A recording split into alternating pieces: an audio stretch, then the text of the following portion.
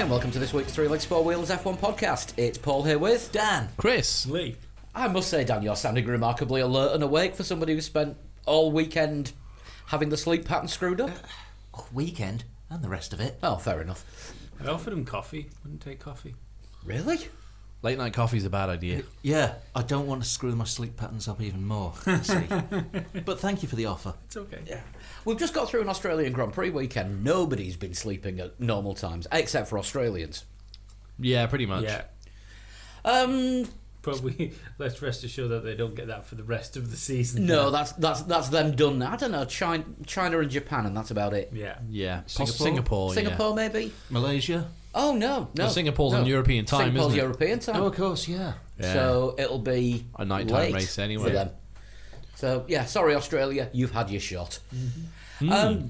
Right, Australian Grand Prix, F1 is back. It is. 2017 Formula One is a thing. Yeah, we've seen the new cars. What do we think to them? I think Properly? they They're all right. look good. They look great when they're all lined up on the circuit, and you actually see them following each other and having a bit of a dice, which we didn't see an awful lot of. Let's be honest. They look great. I was a bit surprised that there weren't more incidents than there were, given the fact that the cars are wider. The track's no wider. This is the same width of track that it was last year and for the last 20 years. But yeah, everybody seemed to cope very well with the new regulations and everything like that. Even the Force India, the bright pink Force India, didn't look too bad when you see it going around the circuit. It's all right. Yeah, I know. I liked it in the first place. I wasn't sold on the Force India just because of the way that the car looked, not the way that the car looks. If you follow. No.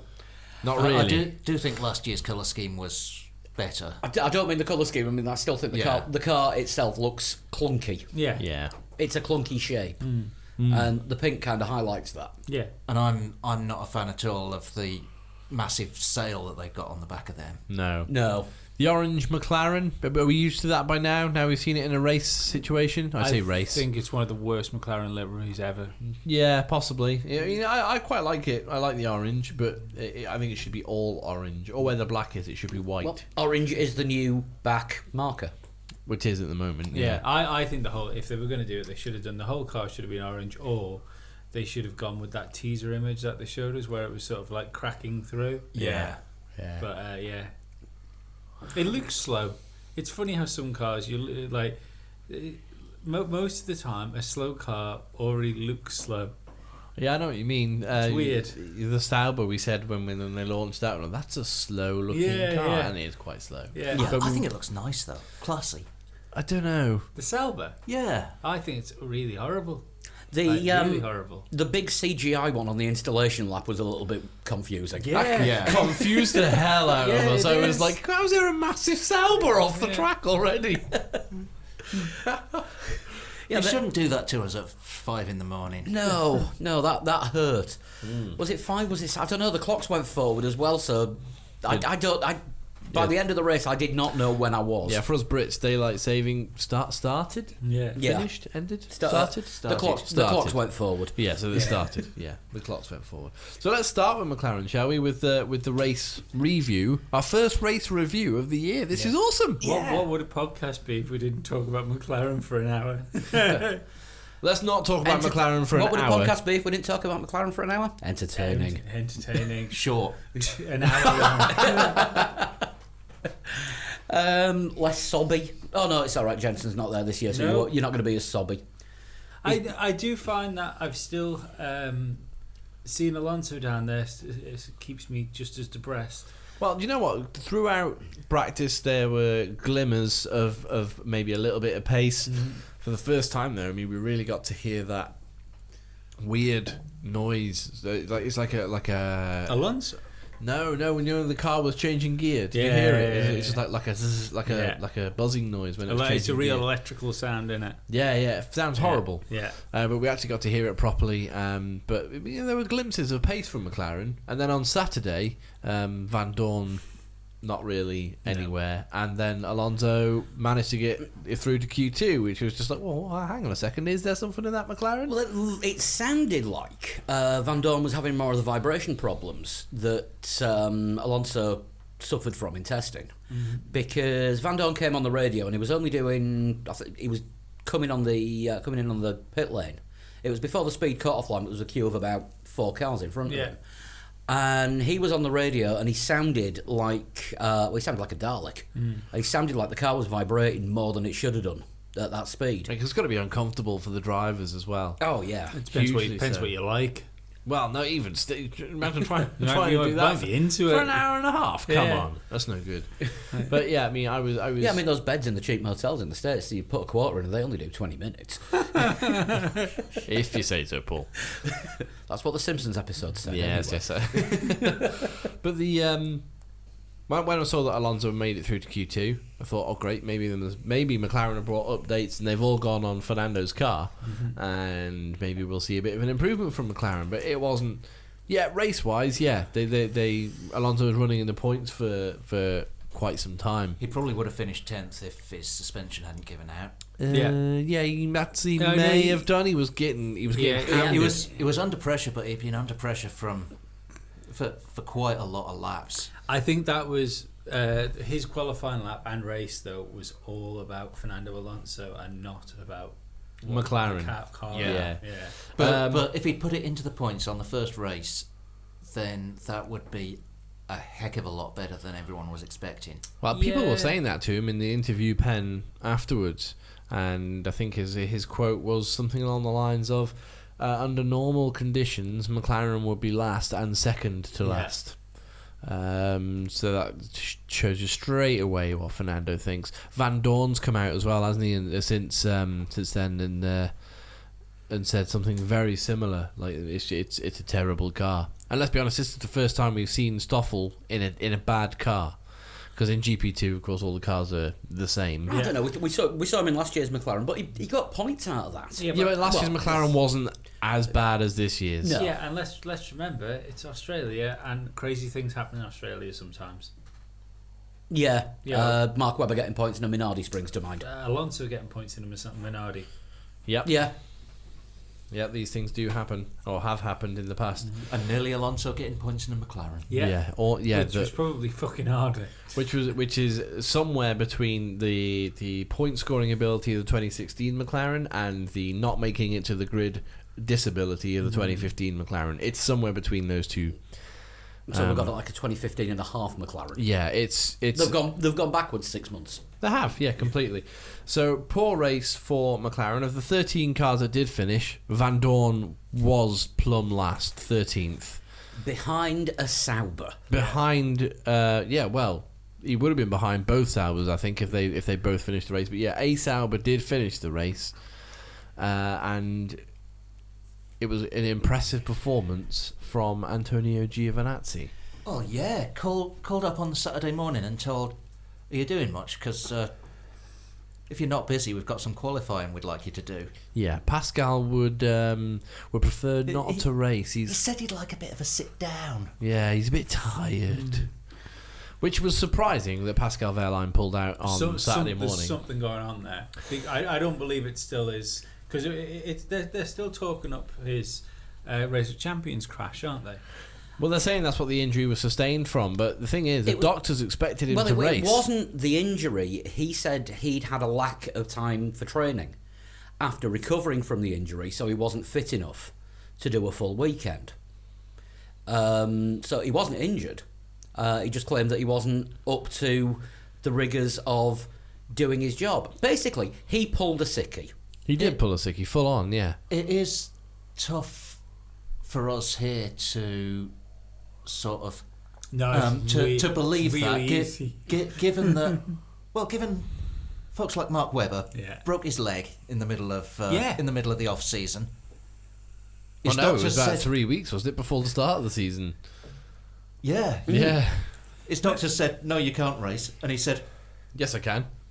Give me a program that's going to get me in the car." Remember what I said last year when I was talking about the lack of Fernando Alonso's and Lewis Hamilton's coming through because of the increasing amount of rich children of fathers that clearly wanted to be Sunday racers that never did it. Just putting that out there. Just so some people don't have to do things like that because it's not really a passion of theirs. Yeah. They simply have the means to do it, and maybe Pascal has just got the means, maybe not the will. Possibly, I think we know the nickname he's been given, Princess Pascal. I think it was Manor gave him that nickname, wasn't it? And he can be difficult to work with. I wonder if he's thrown a hissy fit. Basically, he's gone, this Sauber is no good. I'm never going to score points in this. Why should I bother driving it? It's got rubbish engine. It's got last year's Ferrari engine. Pff, I'm not driving that. Yeah, I should be in a Mercedes. If he's that arrogant, he thinks he should be in the Mercedes. Especially when you look at his teammate from the second half of last season, who went to a bigger team. Yeah. Who we will be getting to quite a bit later when we get into the points. Yeah. But I mean, talking of just Sauber very briefly though, I mean, Giovinazzi called up on Saturday morning, had FP3 to set the car up to his liking, and then go and qualify. So how many tests had he done? Did he do? He did 2? the first test. He did the first. Yeah. He did the first. He did something in a Ferrari. In the first test. I can't remember if it was in the first test or the second, but in the Sauber though, he did the first test for Pascal Wehrlein. Might have been a filming day. The Ferrari full week, second or just 1 day? 2 days, I 2 think. days because Pascal didn't turn up at all. So Yeah. is Giovinazzi actually their reserve driver? Giovinazzi is Sauber and Ferrari's reserve driver. Right, okay. And he's in the Ferrari Young Driver programme. Yeah, I knew he was in the Ferrari Young Driver program, but I didn't know whether he was actually a proper reserve driver.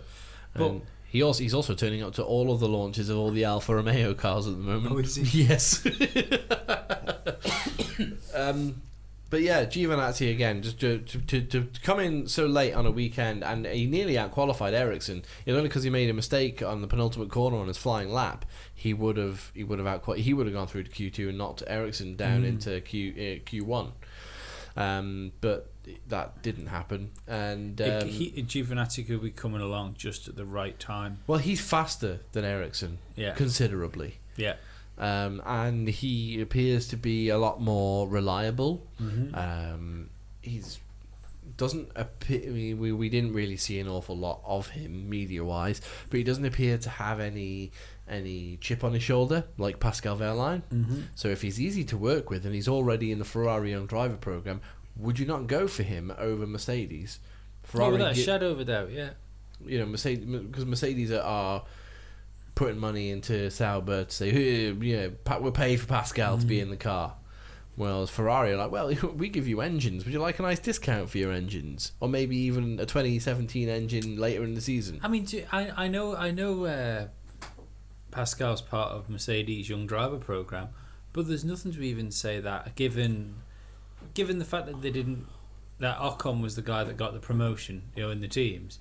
There's nothing even saying that Pascal has like Mercedes backing in his, in the Sauber deal. That could have just been his own management doing that. I think there was a lot of work put in by people like Toto Wolff to make sure he was on the grid. Right. He would have been in a Manor if Manor was still there. Slightly harder then. But he was in the paddock. But by the time that Manor went, there was nowhere else for him. No, Yeah. that's it. And Sauber was the only seat available when Manor folded. And what else could Toto do? But would you like a driver? Yeah, I suppose in that. Well, he could have put him in his own car, but Yeah, who did that? Yeah. There was Team Princess. there was a good. which team could the boss of Mercedes have put this driver in when there was a spare seat at Mercedes? There was a good explanation from Niki Lauda as to why they didn't plump for Pascal Wehrlein. Because they didn't want him. Yeah, that was basically what it was.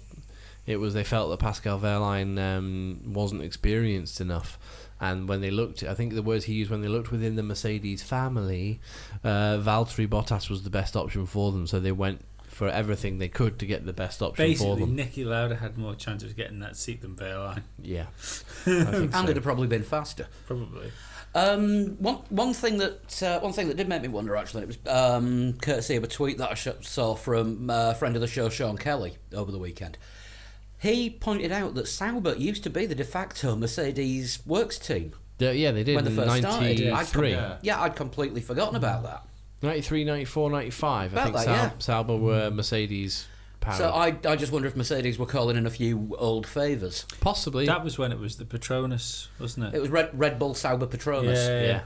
Which is not confusing at all. Red Bull Sauber Petronas Mercedes. Yeah. They had all the teams back then. Ferrari Jordan 40. Yeah, crazy. But yeah, Giovinazzi's teammate though, Marcus Ericsson or Eric Dollarsignen. Dollar. Yeah, Oh yeah, we forgot to use that on the live blog. Yeah, Eric $Signen. He was unimpressive. He had a first lap incident, didn't he? With who was it? Was it Kevin Magnussen? Yes, it was. He had a bit of an incident with K-Mag and then didn't really recover and then retired. So It did mean at least it was a car breakdown, but it could have been because of that first. Yeah, but at least that meant that Kevin Magnussen was involved in something. Well, God, well, let's talk about Haas, shall we, next? Because they had a double retirement. Grosjean qualified really well. Oh, tell you what, their weekend was looking amazing until Sunday. It was, though. They had a great race weekend apart from the race. As most weekends usually are when there isn't a bank holiday involved. Well, Weekends are great until Sunday. But then, Romain Grosjean qualified. I think he qualified 6th, didn't he? Which was fantastic. Yeah. Fantastic for Haas, especially as they struggled a little bit during the winter testing. And Kevin Magnussen, I think I put on the live blog on Sunday, he was just Kevin Magnussen. He was nowhere man. He would have been last if other people weren't in worse cars. Yeah. That's literally... That's the best you can say about it. Yeah. He's like, people used to say that Rosberg was good for putting in a Formula One car and you could see how quick the car was because he was one of those drivers that could essentially put a car where it should be. Yeah. Kevin Magnussen, he's like that, but he puts his car right at the bottom of where it can be. I mean, Kevin Magnussen is a driver that peaked in his first race. Careful now. Kevin Magnussen is an F1 participant. Is that better? He couldn't even peek Kevin through a door. Magnussen, what can you say? Not much. But yeah, he peaked in his first race. We all thought 3 years ago, gets McLaren on the podium, first time out. Yeah. This kid's got a future. Yeah, well, at the time, you were like, well, Lewis only managed 3rd in his first race in McLaren. This guy's got 2nd. Yeah. My God, he's going to be better than his dad. Oh. He's about as good as his dad. Yeah. Yeah. I don't know what the problem is with... I mean, he signed a 2-year contract, hasn't he, with Haas? I tell you what the problem is, he looks weird. He really looks weird. I was waiting for the hair game comment. I mean, he's got awful hair game. I was obviously going to say that out of the Haas drivers, Grosjean wins the hair stakes, hands down. Yeah, easy. I mean, well, he's French. He's got to have some style about him. Well, he's worth it. Yeah. Tell you what, Grosjean has to do. He needs to stop. Right, grand. He did a really good qualifying session. Yeah, agreed. Yeah. Doesn't he want? He wants fucking patted on the back every 10 fucking minutes when he does something.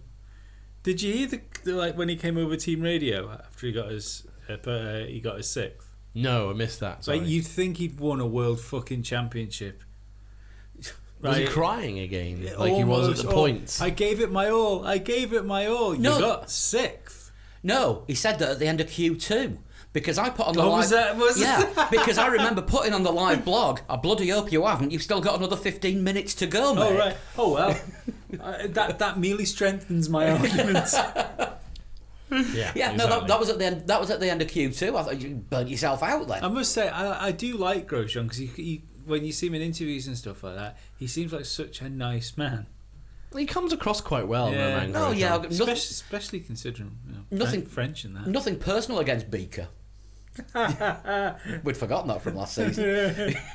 Yeah, Beaker. But just ruined the race. At least it wasn't the front wing falling off for him this time. No, but I mean, it was it was It was a water leak apparently. yeah, it was a bad double retirement for Haas. Not quite the fairy tale that they had last year. No.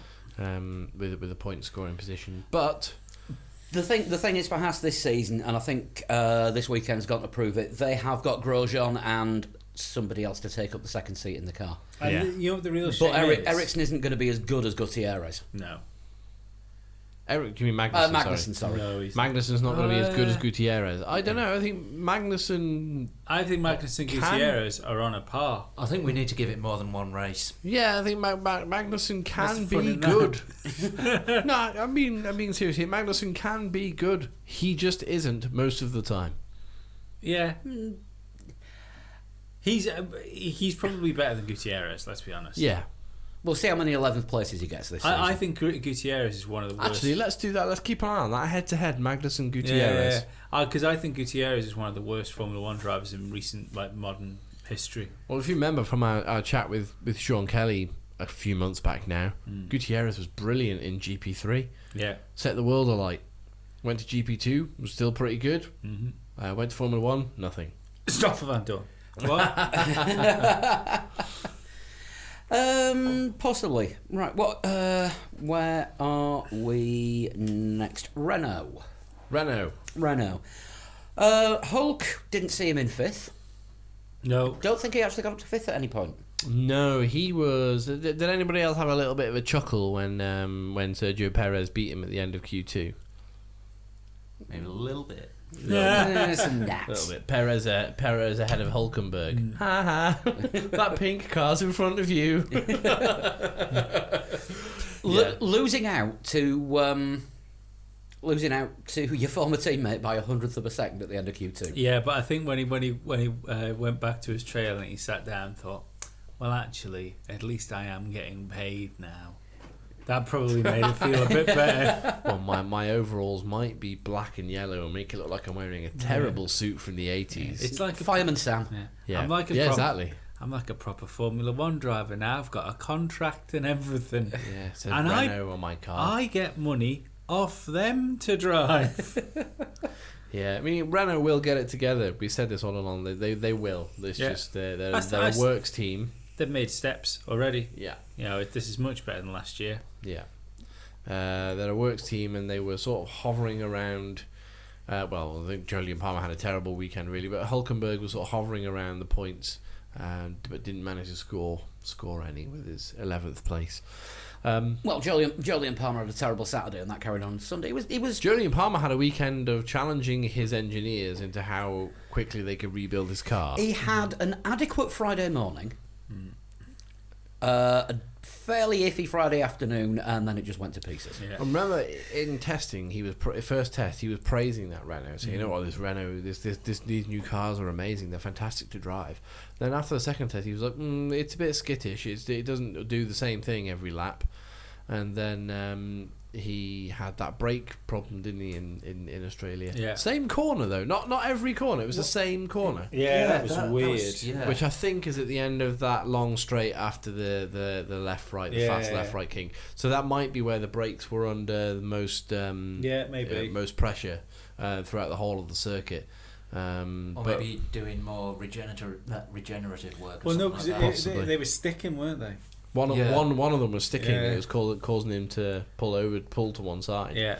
But he, I don't know. He didn't seem to. You know when Alonso had his problem with the suspension, and he was still battling a little bit, but couldn't really fight anybody off because he He was had problems. fighting the car because it just kept Yeah. pulling over to the left every he, time. He was fighting the car. Jolyon Palmer lost his head a bit in the car when the same thing happened to him. Do you know what I mean? It's the same I thing. think it was Yeah, a I slightly think they were different very thing because different. Yeah.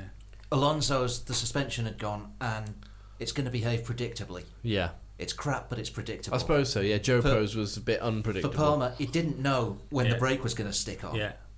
And the other thing you've got to remember is, I know he crashed the car, but it looked very much like that.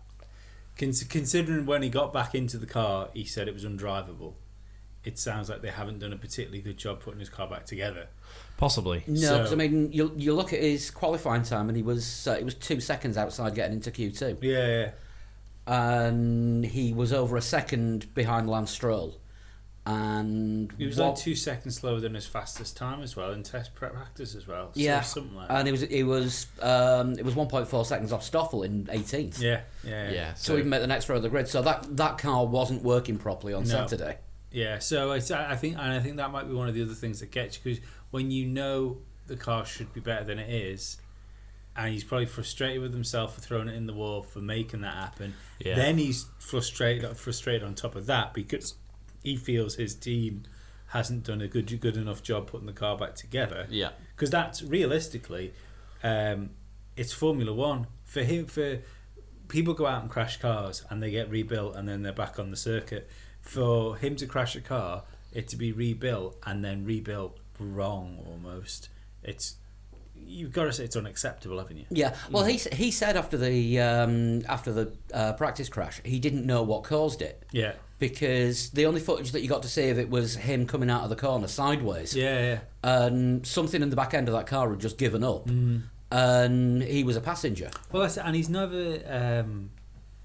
been the crashiest of drivers either, has he? The only really stupid crash was the one in Monaco last year when he was tyres up on the wet zebra crossing paint. Yeah.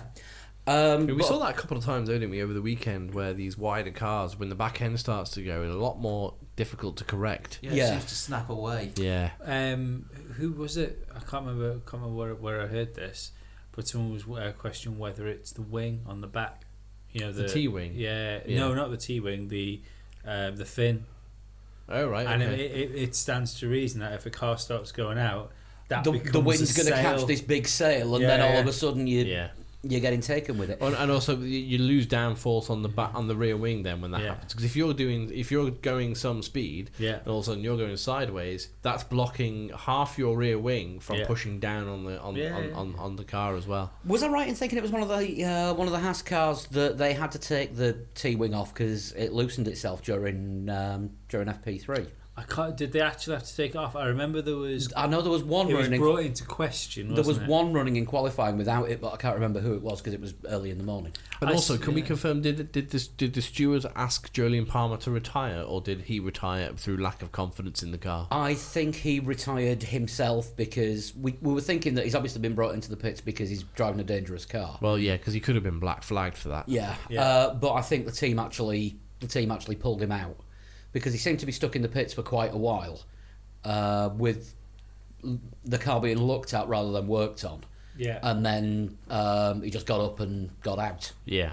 See, I find this really, really strange. When we've only got 4 engines now, yeah? Yeah. 4 engines for a season. I've got a rant coming about this. Yeah. So when you've got... he stuck the car on the wall, the car's been rebuilt, ends up being a piece of shit. They stick him out, car's still a piece of shit. Just retire him, save the engine. Yeah. Same stance for Daniel Ricciardo. Why they were so... I understand getting Ricciardo out there and throwing him around for a few publicity laps because it's his home race. And test mileage as well, they were treating it as. Yeah, test mileage and practice in the car for him. Yeah, but they don't have the engines for that. Let him learn the limits of the car. Yeah. In a race where if he bins it, he's not losing anything. Well, yeah, that to me makes sense. You could lose an engine though, and then there could have been a safety car. Yeah, but he needed 2. He was 2 laps down. Yeah, there could have been. It could have happened. We've seen multiple safety cars before. Yeah. It wasn't out of the question. Ironically, the closest we got to seeing a safety car was when he went out. Well, yeah, that's the only problem. Move up the list. Go on to Toro Rosso next. Sainz 8th, Kvyat 9th. Racy Kvyat. Set the fastest lap towards the end before everyone else did the same thing. Yeah, there was an interesting little fastest lap battle going on towards the end there, wasn't there? Was it Kvyat and Vettel were on the radio saying what's the fastest lap? And Max as well. Max Verstappen was as well saying what's the fastest. And I think Bottas might have put in the fastest lap for about 5 seconds before Vettel. Was it Vettel or was it? Raikkonen got it. Kimmy got it in the end. You notice he didn't come on the radio and ask what it was. He just got on and did it. Yeah. He wasn't interested. But yeah, no, it was quite funny watching Danny Kvyat do the, what's the fastest lap? I want to go at this. which if this is going to become a thing for the rest of the season, we get drivers a little bit lower down having a punt for the fastest lap where they haven't got anything to gain. I think that's great. Should be a point for it. Yeah, I think there should be as well. I said that during the race yesterday. I think that's funny. And I countered with the Formula E example of why that could be a bad idea. What, like the way the championship was decided? Yeah. By doing a fastest lap competition. See, I found that quite exciting. Which was rare for you because you never find Formula E exciting. I think it says more about Formula E than me.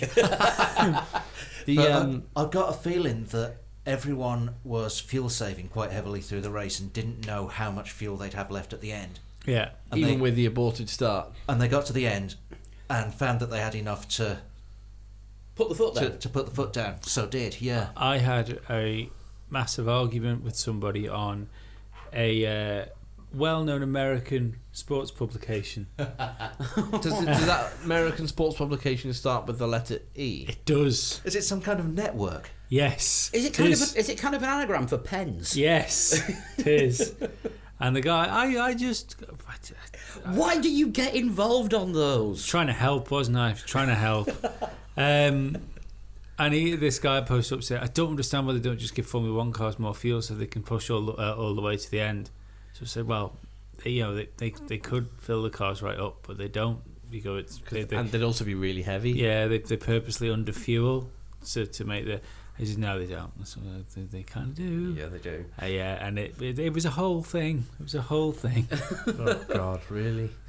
But no, going back to the thing, a double points finish for Toro Rosso is great because we thought that after testing and how amazing that car looks, and very similar to the Mercedes it looks in body shape and aerodynamic design and that Toro Rosso might be up there challenging and underwhelming.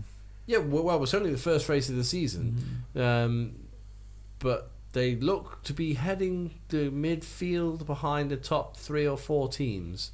Fourth, fifth. You think heading them? Yeah, I do. Well, yeah, because Williams have only got one driver capable of scoring points. Yeah, but that doesn't. Toro Rosso could be on a par with or better than Force India. Yeah, they could be fourth.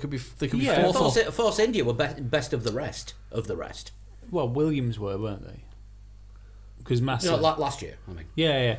Well, I mean, if anything, Force India fell back down. But I don't think Toro Rosso was held back last year because of their engine.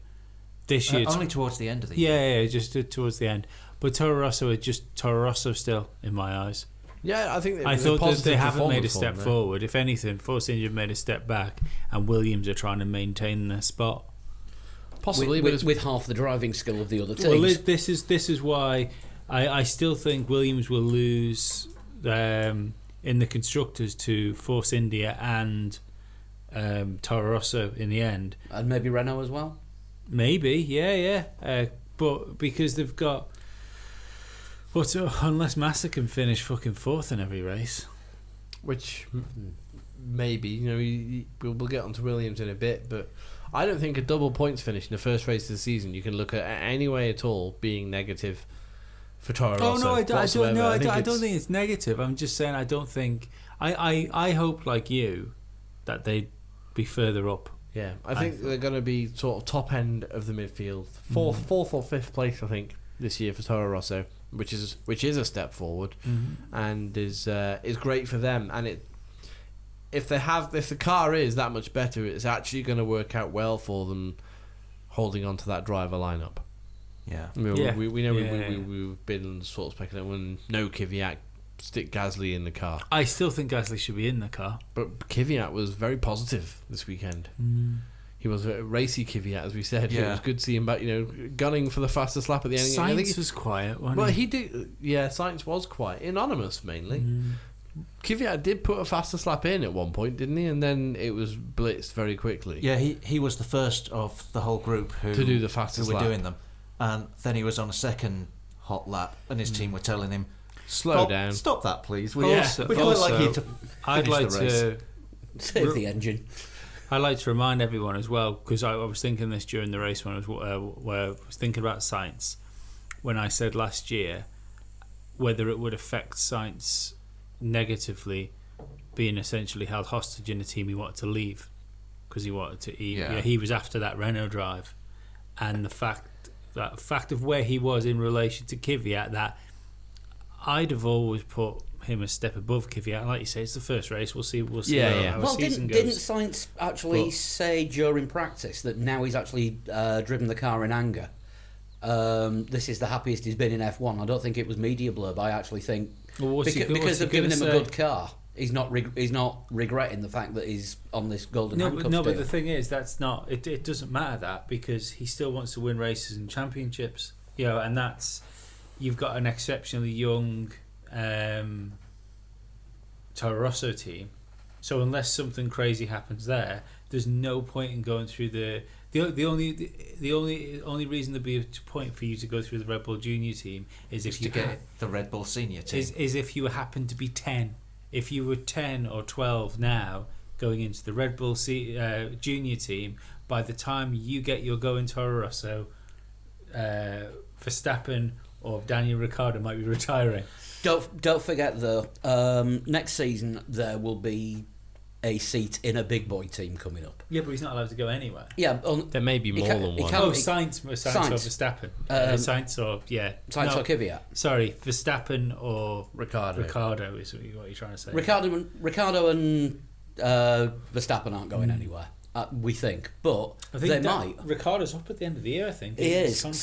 So there's a big boy seat coming up. Yeah. It could be Mercedes. It could be Ferrari. It could be both Mercedes. It could be be both Ferrari of them. seats. It could be a resurgent McLaren. There'll be a seat at Williams going What? because What are you talking about, man? Resurgent McLaren. it might with a Mercedes engine. Oh yeah, maybe possibly. There'll be a I seat. think you'd still be taking a big risk to go to There'll- McLaren. There'll be Yeah. there'll be a seat at Williams because I don't think Massa will do yet another year No, I think this is probably his swan song year. unless Williams need Lance Stroll's money and Massa To drive the car. and Massa stays on because Doesn't Stroll have a multi-year deal with them? um Obviously, yeah, but there will be performance. yeah, Stroll's got a multi-year deal with them, so his seat's safe and his money's safe. Massa only left Williams last year because there was only one spare seat and they gave it to Bottas. Yeah. There's a possibility that he might stay on for another year at the end of this because he will be the incumbent driver. Yeah, I think it would be.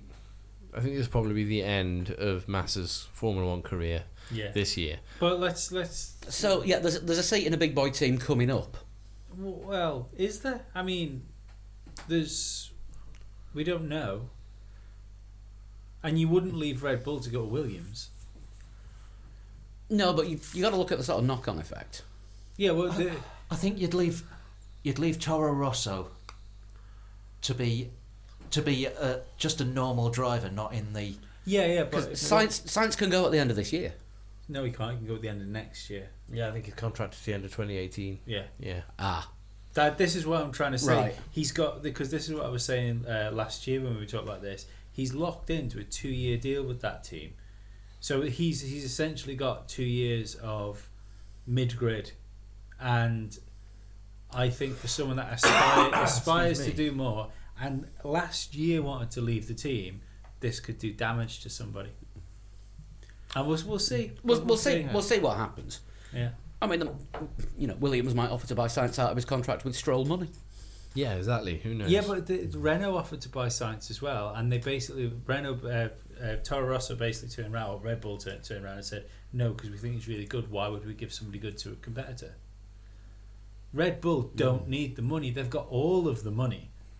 Well, Lance Stroll's dad's got all of the money. He's got all of the money, yeah. But but Red Bull also have all of the money. Indeed. But back to the race review, though. I mean, I think that's a positive result for Toro Rosso. Definitely. And they were sandwiched by Force India with Ocon behind them and Perez in front of them. Yeah. So it'd be interesting to see if they are in a battle for a constructor's place, with for Force India being the, as Paul just said before, the incumbent best of the rest after the big three. Yeah. But speaking about the mid grid, are you not amazed how far they are behind Mercedes and Ferrari? Yeah, but Max wasn't that far behind in his Red Bull. We don't know about what would happen with Danny, do we? But the Well, Red Bull seem to be Formula Red Bull, don't they? Formula Red Bull, you've got They- top two, then Yeah. Red Bull, and then the rest. Yeah. I think Max was about 20 seconds down, was he? Something like 28 seconds down? 28.8. 28.8 seconds down. And then your next person back from that was 55 seconds further back, Felipe Massa. Who was just shy of being lapped. Yeah. But just behind the fight for that, well, the fight for sixth, I don't know if Perez and Massa got anywhere near each other, but Perez finished 7th and Ocon finishing 10th. Quite a solid debut in the Force India for Esteban Ocon. I'm looking forward to seeing how he does this year, because he, in my eyes, has surpassed Pascal Wehrlein as the heir to the Mercedes throne. I mean, it's kind of a rookie drive for Ocon, because the first half of this season he will be a rookie at these circuits in an F1 car. Yeah. Well, he's never driven at Australia, because they don't do GP2 at Australia, do they? No. Or any of the younger formulas, junior formulas rather. So for Ocon to come, to go to Melbourne and finish 10th, It was a great fairly track, solid. yeah. All right, fair enough. He only had Hulkenberg, Van Dorn, and Giovinazzi behind him, but he got the car over the finish line and he got points. Yeah. It's his first ever points finish, so he can look at that quite strongly. It's a shame that his helmet's bright pink, but that comes with the sponsorship deal that Force India has signed. Did anybody else spot the team gear? I think Sky pointed out, didn't they? Bob Fernley was wearing pink pants. Yeah, and that was the only pink on the team gear, because Force India signed the deal with BWT that soon before they went off to Australia that they didn't have time to get team uniforms. No, so they were still wearing last year's team gear with a new logo printed on it. Meanwhile, the drivers, They'll relish that day. When the pink turned. when the pink arrives, Yeah. it's Ooh. but good news, guys. Here's the new shirts. At least the drivers got the racing suits with the pink on, which somebody from Sky pointed out. It made them look like licorice all sorts. It did a little bit with the black, white, and pink. Yeah. Yeah, as part of that, it was quite funny actually. But yeah, I mean, a solid race from Force India. We've actually heard it from Sergio Perez now that the car is quite heavy, and he was on an extreme diet before Australia to make sure that car, him and the car combined would be. Light enough to compete. Yeah, basically, yeah. Yeah, we said this at the time of the launch. It looks bulky. Yeah, but I mean, a Formula One driver's diet anyway is lunch is normally like 3 leaves of spinach and half a spoon of natural yogurt. So what's an extreme diet? Didn't used to be. Well, yeah, no, but what's an extreme diet for a Formula One driver these days? 2 leaves of spinach and a spoon of natural yogurt. I think we'd have to ask Red Bull what they class as an extreme diet. Yeah, exactly. Yeah. Oh no, that would be 2 leaves of spinach, some natural yogurt on fire, I know what. whilst jumping out of space. I know what extreme diet is for a Formula One driver. It's exactly the same, but blended. I think James Hunt's diet would have been fairly extreme. Foie gras, champagne, and sex. Pretty much, yeah. Yeah. Alan Jones's diet of cheeseburgers. Don't use the word diet and Alan Jones in the same sentence. Nosebag. Okay, fair enough. I don't think Montoya would have been shy of eating what he wanted to eat either. No, who's going to tell Montoya what to do? Did anyone else see that video where he was going to punch the cameraman?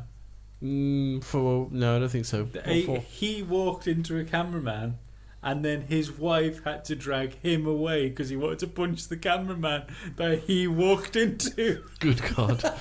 Was that during his F1 days? No, he was visiting the F1 paddock. He was just This weekend? No, Oh. it was last year. Oh, I was going to say no, and I missed that completely. He was so angry Good for God. no apparent reason. Just because he wasn't watching where he was going? Yeah. Oh, no. Oh, no. Oh, God. So, yeah. Williams, then. Williams, yeah. Tale of two drivers. Two drivers, yeah. We saw about as much of Felipe Massa during the entirety of the race as we saw of the Saubers for the last 2 seasons. I don't remember seeing a great deal of Massa at all during that race. I think we saw him leaving the pits at one point. Yeah, and it got to then, it's like, he's 6th. When did that happen? I think it was a really good drive for Massa. It was my He's a driver of the day because he just got on with it. He obviously didn't do anything spectacular or spectacularly bad. The car was reliable and held out. Yeah. He started. He started in 7th. He finished in 6th.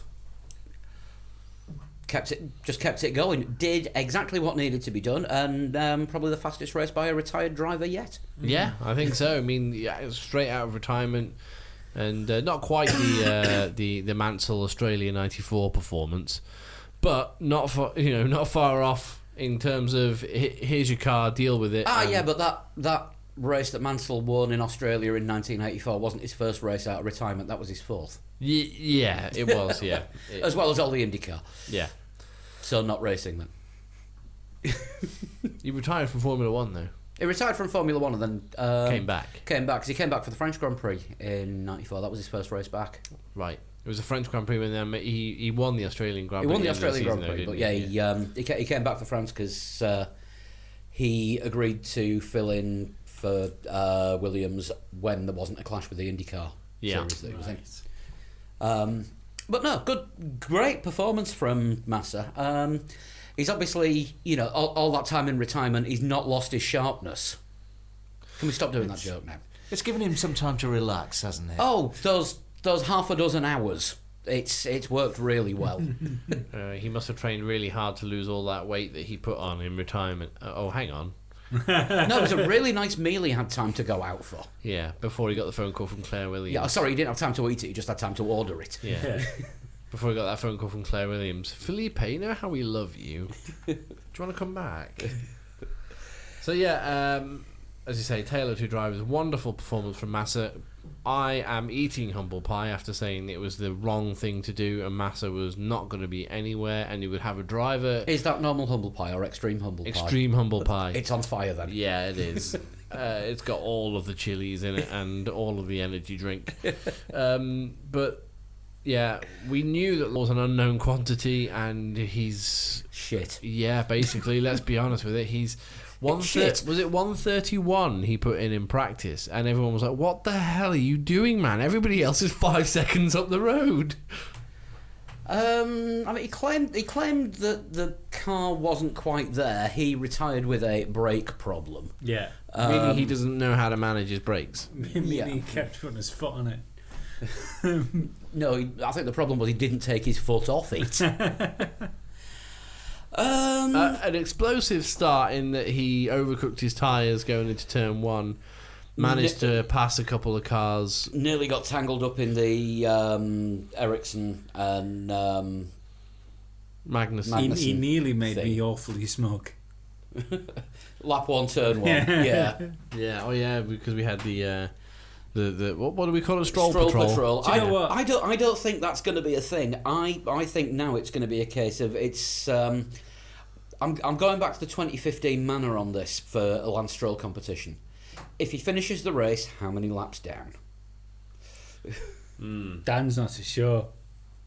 It's his first race. It'll take him a while to warm. That's what Yeah. Dan's going to say. Yeah. Yeah, I think but Dan's it's right though. It's Formula One. I He don't needs think he's to going to be crashy. I think he's going to be exceptionally crashy at Monaco though. I can't see him lasting more than 10 laps at Monaco. There's a game. I'm talking 10 laps for the whole weekend. Oh, there's another game. In that case, if it's Monaco and they've got the big casino there, I've got a name for it already. Stroll the dice. On fire! Which Lance Stroll might be if he crashes hard enough. No, of course we don't wish that at all whatsoever. Hey, who said wish? Nobody said wish. No, nobody said predict. that. I said we don't wish that on anyone. Ah. I said nobody wishes that anyone was on fire. Most of the time. You notice how we're actually sort of talking about everything possible apart from Lance Stroll's performance? It was terrible. Yes. But he can only Torrid. get... Yeah, torrid. Yes, Torrid. Dan. Good word. We didn't use that word for the McLarens. No, So, I didn't hear anybody using it for McLaren either. no, so let's use it for Lance Stroll. Torrid performance. Torrid debut. Torrid weekend for Torrid for debut. Lance. Tough debut. Steep learning curve. At which you probably spin off and crash. Yeah. just very, very slowly. No, but again, like practice times, he was well down, and I don't know if it was something to do with the setup of the car he wasn't happy with or something like that. But he was slow. He was slow on Saturday, and he was retired on Sunday. And that's about the best you can say. If he had retired on a Sunday, that probably wouldn't be the worst thing that could happen to Williams. But Reserve driver this year, Paul Di Resta again, isn't again, it? yes. Quite surprised that they haven't got. You think that information might come in handy? Yeah, I think it might do later in the season. Yeah, quite surprising that they've not actually taken Felipe Nasser back on in some kind of role, because he used to be their reserve driver. But he's not very good either. Yeah, but he's better than what they've got. Maybe. Well, we don't know that yet. Massa and Stroll could be a good partnership later on in the season when Williams could be fighting for probably not third, but fourth or fifth. Sixth place. Fourth or fifth place. They might be in the running for fourth or fifth, along with Force India and Toro Rosso. And Stroll could end up being quick and consistent. He's not at the moment. And Massa is a known quantity, and he's doing well at the moment. He was consistent. Yeah, but let's just... You're consistently bad. Let's just... It is only the first race, but we can only call... We can, at the same time, we can only call what we've seen in front of us. Every Formula One fan knows that you can judge the whole season by the first race. You can only call what you've seen in front of you, which in the case of Lance Stroll was 19 other cars. And a wall. And a snail. And the way he's just come from. He is going to be our target this season, isn't he? Oh, without a shadow It's a of bit a doubt. early to write him off completely, but So we'll just write him off partially then. yeah. He's good at writing things off, partially. Checks mainly. But checks, cars, anything. I wonder how many races. I wonder what the payment thing is for him. If Claire Williams had any sense, it would be cash up front. Yeah. Oh, and by the way, here's a performance clause. 30 million. It's a lot of money, but there must be some buyer's remorse there. You'd think, wouldn't you? And but the other team that has all the money is Red Bull, who are next. Oh. Again, tale of two drivers. Max in fifth, Daniel Ricciardo, weekend to forget. Without a Yeah, shadow huge of. weekend to forget. Daniel Ricciardo, home race, almost home race. He's Australian, and the race was in Australia, so in that respect, home race. Yeah. He was one of those drivers who suffered from that back end stepping away from him. Yeah. In Q3, unfortunately, which obviously put him 10th because he hadn't set a competitive time by that point. And his quote after qualifying was, the guys the 9 cars in front of me better polish their mirrors because I'm going to be chasing them. And then it was like, well, Danny, you've broken your gearbox. So Make that the 14 the 14 cars in in front front of of you. you. And then he's like, right, okay, 14 cars, that's going to be tough because it's not easy to overtake here, and these cars apparently not good to overtake. Right, okay, yeah, the 14 guys in front of me best polish their mirrors. So I'll just go to the grid, and I'll go to the. Oh, come on! It was when he turned up back in the pit lane, getting out of the cab of the rescue truck. He came in the rescue truck, didn't get a lift back on the back of a moped or anything like other people. He got in the rescue truck with his car, and that was there quite swiftly as well, wasn't it? That rescue truck. It was so good on the marshals at Albert Park for sorting that out. Following him round. Must have been, yeah. Maybe it's following the McLaren around just a little bit. Stoffel's going to the grid. Sure, just better get ready. Hang on, just gonna go and do a lap. Just make sure. And We got a message from Josh Stewart after the race saying some people actually left after he crashed out. Oh, that happens all didn't the crash out after he retired. yeah. I mean, I can believe that, but everybody wrote off Danny Rick not starting the race as soon as his car was saying. I was like, well, no, hang on a second, that could just be a reset, and he might be able to start from the pit lane. Yeah. Little did I think when I said that he might actually be starting from his pit box. From his garage, like 2 laps into the race. So that was unfortunate. He did get a cheer, of course, when he left the pit lane. Everybody gave him a cheer. Yeah, come on, Danny. And then, what was it, about halfway through the race, he just sort of stopped on the inside of turn 4. He actually stopped in what is normally a car park. So, intelligence. Yeah, it If was. if nothing else. Yeah, it was lap 25 when he stopped, Or so a little bit just before halfway, yeah. But yeah, just a bad day for him. But the honey badger will keep grinning and fight back, no doubt. Oh, yeah, of so, course. yeah. I don't like seeing him like he was in the interview after the race, where I don't like sad Danny Rick. No one likes that Danny Rick. He wasn't particularly... He was trying to find positives, wasn't he? He always does. But he was really trying hard. Yes, well, there's no... The only positive that he's got going there was they apparently Verstappen was quicker than they thought they were going to be. So... Yeah, I mean, if he had started the race from 10th, even in the top 10, had he not had that accident in Q3, then he may well have been up there Red Bull with is the Max. disappointment of Australia. Let's have a look. Is Q2 time? I know you can't really take this because it's different tyres. Yeah. But his Q2 time would have started him 6th, just behind Max.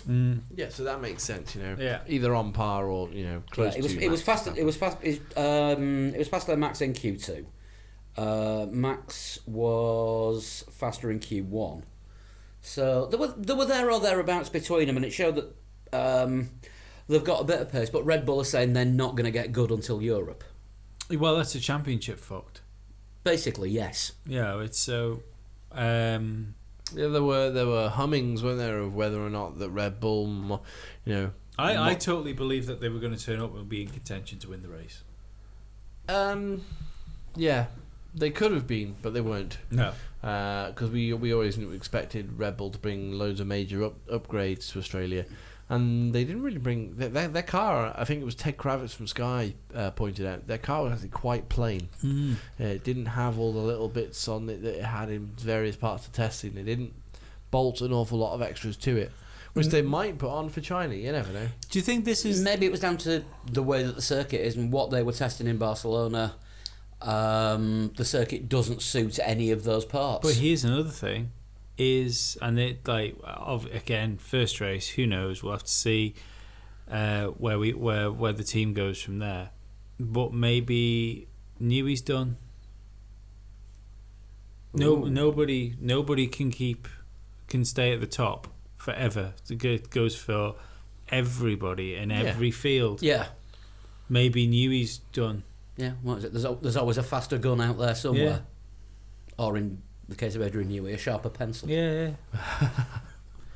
He's been building like fantastic Formula One cars for years, and About 25 years now, isn't it? Adrian Newey's been involved in the design of winning Formula One cars. But when he turned around and said that he wasn't happy with like Formula One rules because there was no room for interpretation, then the error rules get opened up, and he builds quite a plain looking car where, like, I'd say error wise, the most what looks like the most advanced car on the grid looks to be Ferrari's error wise. There's some interesting bits on the Williams as well. Yeah. But if Aero's Newey's wheelhouse and he hasn't done it, maybe his problem wasn't Formula One rules before. Maybe it was lack of ideas and lack of inspiration. Possibly. I mean, you got to look at where the other Renault powered cars finished. I mean, technically they're powered by TAG, but you got to look at where the other Renault powered cars finished and sort of think, well, nobody else was sort of mixing it up there at all. Max did all right to finish 5th. Oh, don't get me wrong. It's obviously not a bad car. He hasn't suddenly started building awful cars, but maybe he's not the gap built bridger anymore. Yeah. He can't lay the planks. Could be. Mercedes next, and it makes a change to be doing those not last. Solid-ish kind of race. Weird strategy call. I think Mercedes are used to dictating the pace and when people come in for pit stops, and they were like, well, we'll bring Lewis in now because he's saying his tyres are suffering. And we later learned that his tyres may not have been as bad as he was making them out to be. But did nobody else notice that Lewis complained from basically lap 1? Oh yeah. Yeah. of Oh course, yeah, we saw full on whingy Lewis this week. He had an issue with everything. I found that even when he was leading the race, there was an issues. Yeah, there was what was it? I'm losing grip. These tyres are terrible.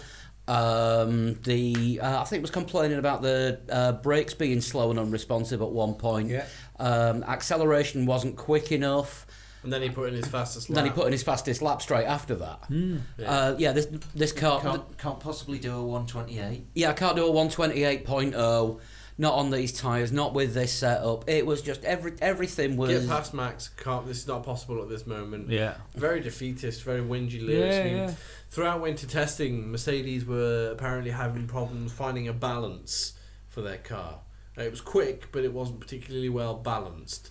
I'm wondering if Bottas has adapted better to a slightly unbalanced car. Was it you that said that yesterday, Dan, when we were watching the race about Bottas being from Williams, whether perhaps they haven't always got everything right, that he adapts better to a slightly unbalanced car than Hamilton does when he expects a perfect setup every time? Yeah, because I think Lewis has got into a Mercedes for the last 3 seasons, sat in it, and it will do exactly what he wants it to do. Until it catches fire in Malaysia. Yeah, but if it's not 100% perfect when he gets in it, everything's wrong. Also, it's definitely worth mentioning. I got distracted by that cat fight outside as well. It's definitely worth mentioning that more than the other way around, Lewis took Nico's setups. Whilst they've been teammates. But then doesn't like sharing data himself. Yeah, but so that would suggest to me, like I think Jensen used to do it quite a lot with Barrichello when they were teammates too. Some drivers are just really good at setting up. Cat fight. That's a big I cat don't know fight. if the mics picked that up, but there is a huge podcast fight going on outside. But maybe Lewis is going to struggle, or not struggle, but miss that knowledge that came from Nico. I've got a feeling that the Mercedes might be in just a little bit of trouble this year. They seem to have built the car for the last few years to get to the front, And lead, stay there. and pull away. Yeah. And all their race strategies have been built around that. Mm-hmm. The Ferrari's a lot closer now. Yeah. Ferrari was able to pressure. Kimi not really pressuring Valtteri, but definitely Sebastian pressuring Lewis. And you got the, not saying that Kimi and Valtteri are not a similar caliber of driver, but a lot of people talk about Lewis and Sebastian being a very similar caliber of driver, and they kind of proved it in Australia. They were the two that were pulling away out front, but it was Sebastian applying the pressure to Lewis, not the other way round. But I think the philosophy of the car and the way Mercedes do things might just plain not work this year when the team behind them is Might only not, a quarter of a might not be second the team behind them. him anymore. Yeah. Well, we said it all last year. Or we sort of questioned: does that Mercedes have a problem following other cars? Is it? It's designed to be out front. It's not designed for dirty air, and this may show it up this season as well. Yeah. Because Lewis struggled to get past Max before Max made his pit stop. Yeah. But he couldn't get. He didn't yeah, struggle. He didn't just struggle. didn't. He struggled. Well, he struggled sitting behind him, and now is that down to the design of Formula One cars in general this season? It Or is seems to be. Or is it a case of Mercedes don't build a car to run second or third? I think it's more a case of that. You know, they don't build the car to run second or third, and whilst following is going to be difficult with this sort of, you know, the wider cars, more aero, essentially punching a bigger hole in the air, making the air behind more turbulent, difficult to follow. Yeah. I think Mercedes are going to have extra problems in that their car's just not built to do that, and they need to ask themselves a lot of questions. Are they going to try and stick with that same philosophy for the rest of the season, where they do try and pull a gap. They've got the single lap pace over Ferrari. That's quite evident through practice sessions and qualifying. Yeah. But race pace... Lewis has, not Mercedes, and Lewis had it on a circuit that he's particularly strong on. Yeah.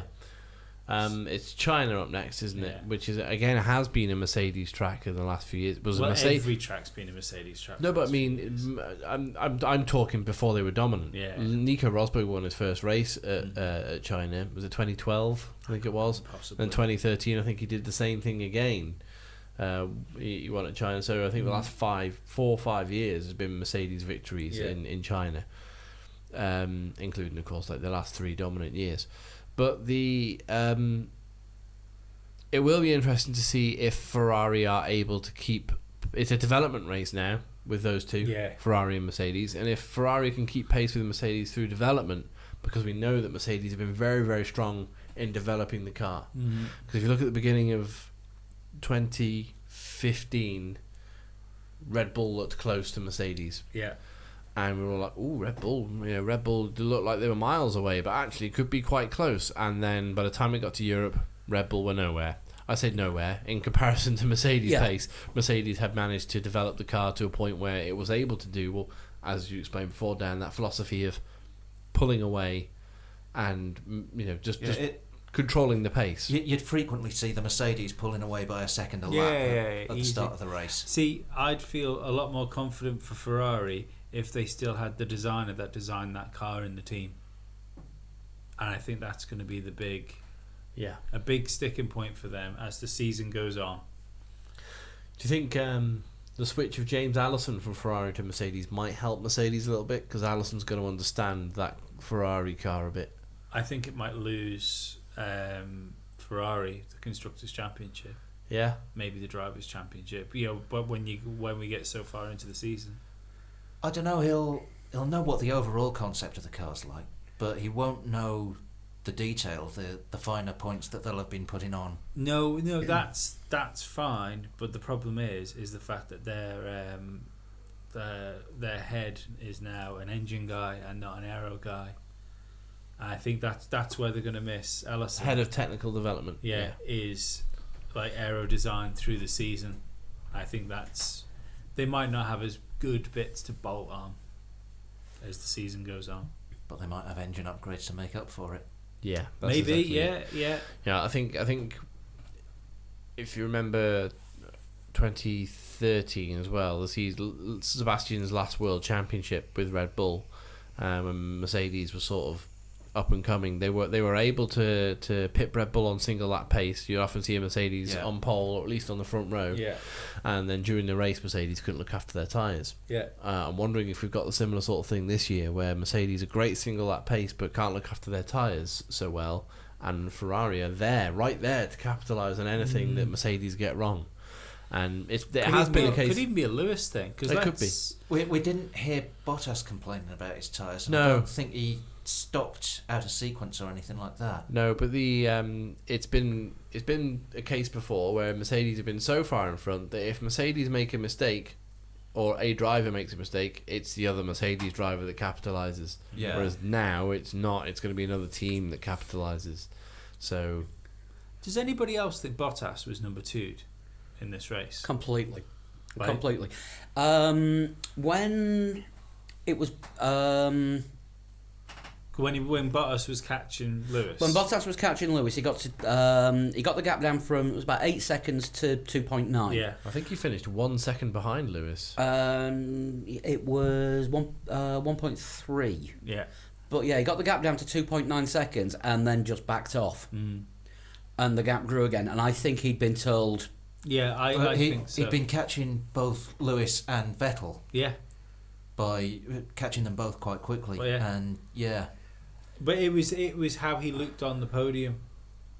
That was not a happy man. I didn't see the podium. I was making breakfast at the time. Yes. No, that was not a happy man on the podium. He was media man, wasn't he? No, he wasn't even that. He was visibly angry or visibly. I don't know. He's not normally a very emotional man anyway. Don't forget, he is he ice-balled. smiles. The guy smiles occasionally. Quite a lot. He's quite a smiley guy. But no, when he put the Williams on third, he was smiley. Yeah, and considering he's just been beaten by his teammate, but it's his first race in in one of the best cars on the grid after coming from Williams. I think he should have been happier if everything was equal, but I don't think it was equal. It's not equal. It's not equal. He's been number 2. Well, And it's also, up to Bottas to get out. He qualified 4th. Yeah. And finished 3rd. Yeah. No, he qualified 3rd. He qualified 3rd? Yeah, wasn't He it? did qualify. It was Qualified 3rd. He qualified ahead of Kimi. Hamilton, Vettel, Bottas, Raikkonen was the top. It was 6/10 ahead of Kimi in qualifying. Oh, Yeah. right. But yeah, I've not been awake all weekend. yeah, that is haven't you? The rest of us have. But yeah, he's definitely been told you're a Mercedes driver, but you're Lewis's teammate. Yeah, well, I think Paul di Resta was quite interesting in the after the race, because they were talking about how close the Mercedes and Ferrari seemed to be, and he was asked about how he thought the championship was going to go, and he said that both those teams should be explaining to both the drivers now what roles they have, because the team that wins the championship this year is going to be the team that has a definite number 1 and number 2 driver, Which will be Ferrari. Yeah. Well, I know it'll be Mercedes as well. I've no doubt that even when Bottas was brought into the team, Lewis would have been consulted about this. Oh, they said Yeah, probably, they said they were going to speak to Lewis about his teammate for next year, but he wasn't going to get The final final say. But I don't think it mattered if Lewis was going to get the final say or not, because he would have just been told, whoever we bring in, he will be your number 2. Yeah. Why do you think it wasn't Alonso? Mm-hmm. And to be perfectly honest, I know that lots of our listeners aren't going to like this, but it's what you would do if you have an Alonso or a Hamilton or a Vettel in your team. They are the ones all day long. If you have to back them for a championship, you know they can provide it. Bottas hasn't won a race. I was going to say, it didn't harm Ferrari during the Schumacher years. No. And, But did it harm Barrichello, though? oh, totally. Yeah, but who cares about that? That Ferrari do not care about that. No. No, that is a piece of meat in a Ferrari uniform driving a Ferrari car to aid Michael Schumacher. Yeah. It didn't matter if it was Rubens Barrichello, Felipe Massa or Eddie Irvine. And the funny thing was, Barrichello loved it as well. Yeah, right wide on for Schumacher. Right, wide on. I think Barrichello's attitude was, it's better than a Jordan, it's better than a Stewart, I'm loving this. Yeah. The only one Ferrari number 2 with any balls about him was Eddie Irvine. Only because, the only reason that he had balls is because he would punch somebody in the face and steal theirs. Yeah, but the thing was, he Schumacher broke his legs. He won some races. He almost won a championship. If Ferrari had the bollocks the car up, as we've said before. But then instead of doing what a Massa would do or the Barrichello did, he went, fuck this. Feck this, he's Irish. Yeah, and off to Jaguar. Yeah. And I respect that. Where he changed his helmet design to something resembling a stripper's underwear. Yeah, I think so. I thought Jaguar was cool. I've got to admit, I did like Jaguar. Yeah, Jaguar F1, which is now Red Bull, of course. Yeah. Yes, it is. So, on to Ferrari. First Ferrari win since Singapore 2015. Which is great news for Yeah. Formula One. First Ferrari front row of the grid since Singapore 2015. Yeah.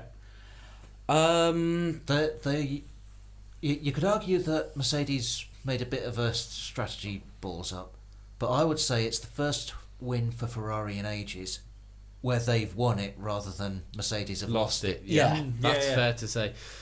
Sebastian Vettel, it was, and it's far too early to say for this year, but it was like an old Seb, like champions style drive.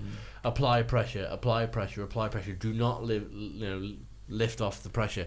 And when he was given a clear track, he did his own version of Hammer Time, which what Veloce Vettel did we come up with? I think that was the final one that we decided. Which is VVT, which Yeah. is variable valve timing, if you know much about engines in general. But anyway, getting back on track.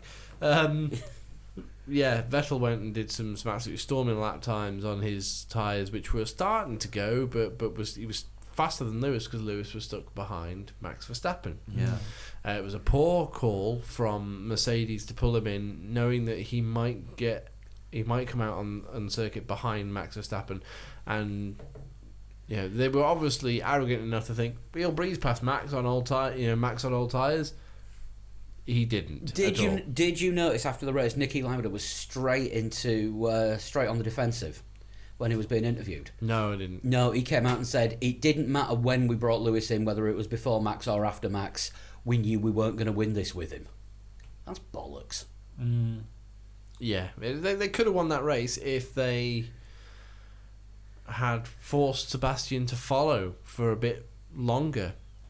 Yeah, Ferrari just didn't screw the strategy up, which makes up for last year. Yeah, completely. Ferrari had a massive implosion last year, and we were worried about Ferrari for this year. Yeah.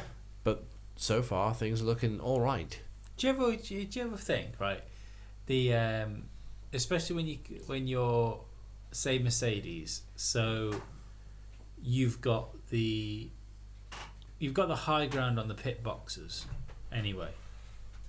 So it's funny how no one's ever took the strategy of allowing, if you think you can go as fast as that car, rather than being put in the horrible position where you have to pick first and you have to make the decision, to allow the second car to go ahead and to follow, and then given the fact that how good Mercedes are at pit stops, you follow that car until it comes in the pits, and we will have him because of our better position, and the fact that our it's put a lot of pressure on the mechanics, but the fact that our mechanics are pretty good, and hope you come out ahead of him to get track position that way. Do you know what I'm quite surprised that Mercedes didn't do? I know we're talking about Ferrari now, but I'm quite surprised that Mercedes didn't, when they pulled Lewis in so early, we've got Bottas out there, and Vettel's going to have to come in at some point. He might not come in straight away, but why don't we leave Bottas out there as long as humanly possible, just to see what happens? Because that could have put Valtteri Bottas in a position where he could have come out of the pits ahead of Sebastian Vettel. But he could have Ferrari'd him. The thing is, though, that could have backfired massively for Mercedes. Oh, it could have done. Because by keeping Bottas out and giving him a chance of taking over from Vettel, that could have put him into second place, and then you've got or lower. Yeah, but if he comes out actually pits, if he comes out ahead of Lewis, which could happen, if you've been telling him to push and get on Vettel's back end, you've then got the danger of an unhappy Lewis. No, but by keeping him out anyway, the people that are around him would have pitted, and he would have ended up further back. In the long run, he may have done, but because when they brought Lewis in, I don't know why they didn't use Valtteri to shadow what Sebastian was doing. That would have made more sense to me. I do think Paul's got a very good point there, that if Valtteri starts the season with more points than Lewis, it's not going to work out well for Mercedes. No. In the long run. Look at Mardy Lewis from last season when he started out lower in the Drivers' Championship than his teammate. Yeah. Do you want that again for another year? Not we at all. we take the piss out of Princess Pascal. Lewis is more precious than Pascal Wehrlein. No, he's not. I don't know. He wasn't. Pascal Wehrlein, if he had raced and it hadn't gone his way, you would have known all about it. Lewis on the podium, at least in front of the media, and then in the post-race press conference, was smiling. He was like, "We did a good job today, but Ferrari were better." You wouldn't have had that from Pascal Wehrlein. No. If Pascal Wehrlein was in the Mercedes and then it was the other way around, it would have been like, "I've been treated unfairly. Where's my hairdresser?" Yeah. Well, the difference is Lewis is legit one of the best drivers in the world. Yeah. And I need a massage. My back is sore. That's actually real. That's not Princess Pascal. That's just me. That was a sign. That was a sound bite. Yeah. I'll sample that. That can. I'll stick that in the next promotional video. Yes. One thing that Kimi did say was about his performance. If we're going back to Ferrari, he was suffering from understeer in his opening stint. And You're suffering from underperformance. well, the understeer was causing the All underperformance. right. Yeah. He just didn't have the car under him. Everything was set up perfectly. It just wasn't doing what it was meant to do. There was a comedy moment where the team radio came on for Raikkonen and he didn't say anything. Yes. Did anyone else spot that? Yeah. Yeah. Yeah. Well, Radio Kimmy tends not to say a great deal anyway. But sometimes they do that, don't they? Radio comes on and nothing said. No, they do it to It's code. we won't have heard what was said to him. So if it's just you're coming in on such and such a lap, they'll just press. They've got the acknowledge button. Yeah, on they'll the just steering press the wheel. button, say, "Yeah, I've Yeah. heard." So it was probably just that, and Sky broadcast it. But yeah, on the ultra softs, he was getting understeer, and he actually said once we put the soft tyres on, the car turned to be very good, and I was very happy. But obviously at that point we were pretty much in nowhere land. Yeah, because at one point you had Raikkonen catching Bottas, Bottas catching Lewis, Lewis slowly catching Sebastian. About 100th a lap. Yeah. So, yeah, I mean, it turned out actually the better tyres to go on were actually the super softs, which I think Felipe Massa went on, and Max Verstappen. Because they were doing some really good times towards the end. Yeah, we couldn't tell who was on what most of the race because FOM seemed to have problems with the graphics on the world feed all bloody weekend. Yes, when they were... Did they have when problems in the race? Did they? I didn't yeah, know. when they were Yeah, saying that Verstappen drove for Ferrari. Kept flashing in and out. They had the wrong team colours on the positions tower on the left of the screen. Oh, I didn't notice. I know yeah. it's quali, obviously. Yeah, what was it at one point? Raikkonen was driving last year's Force India, according to the Yeah. colour flash. Yeah. Wow. Well, We didn't get the timings, the new mini sectors on the timing screens, I like which are that. great, the 200 metre ones, Yeah. Yeah. which apparently the people in the media have had for the last year and now us plebs get. oh right. They're really good. Yeah. You know, you can break it down. Looking forward to F1 2017 with those in. Yeah. Well, I mean, I thought it was like the corners in F1 2016. Oh, with yeah, when you're doing the when you're training. doing the track Yeah. familiarisation, yeah, and it tells you whether you've taken the corner well or not. Yeah. I thought that was what it was doing to start with. Ah, right. But no, they're like mini 200 metre sort of little mini baby bell sectors. I know why you thought that, because I think basically it does work out in Australia that each one is a corner. Yeah, there's a it's corner every just the way 200 it works, metres. Yeah. Yeah, we'll get to Formula Lee later. we will. But dominant win for Seb, I would say. But, not No, dominant. not dominant. Dominant from post pit stop. Yeah, I'd say Yeah, so. he was under control completely, and there was no panic. He was level-headed. He was quite cool about things, unlike Lewis. I think the top And- bottom of it is that Ferrari, at least this weekend, was the quickest car. Yes, Yeah. And that's the it was surprising thing. it was quicker where it mattered on In the the Sunday. race, yeah. Sunday, the quickest car on Sunday is where it matters. You can be quick Friday, you can be quick on Saturday, but if you're not the quickest on Sunday, then you've got problems. But the thing is, when you looked at how close Vettel and Bottas were, for instance, I think Bottas is a closer. Do you mean over single lap pace? Yeah, on qualifying. Bottas was a better benchmark there of where the car was. I think that time that Hamilton found in qualifying was Hamilton time. Yeah, because it was almost 3/10 Yeah. that he had. And like I say, he's particularly good around that circuit as well. Yeah. I mean, not to take anything away from Vettel's qualifying performance, No. but yeah, Lewis just does get something special. Yeah, he was in a class of one in qualifying. When watching that qualifying session, there was not 1 minute did I not think Lewis Hamilton was going to be on pole. Yeah. Yeah. I think by the time he retires, he's probably going to have a good shout at like the fastest qualifier in the history of Formula One. Yeah, more pole positions than Yeah. anyone. But what do we So think? someone listening to this podcast right now is losing their fucking shit at me saying that.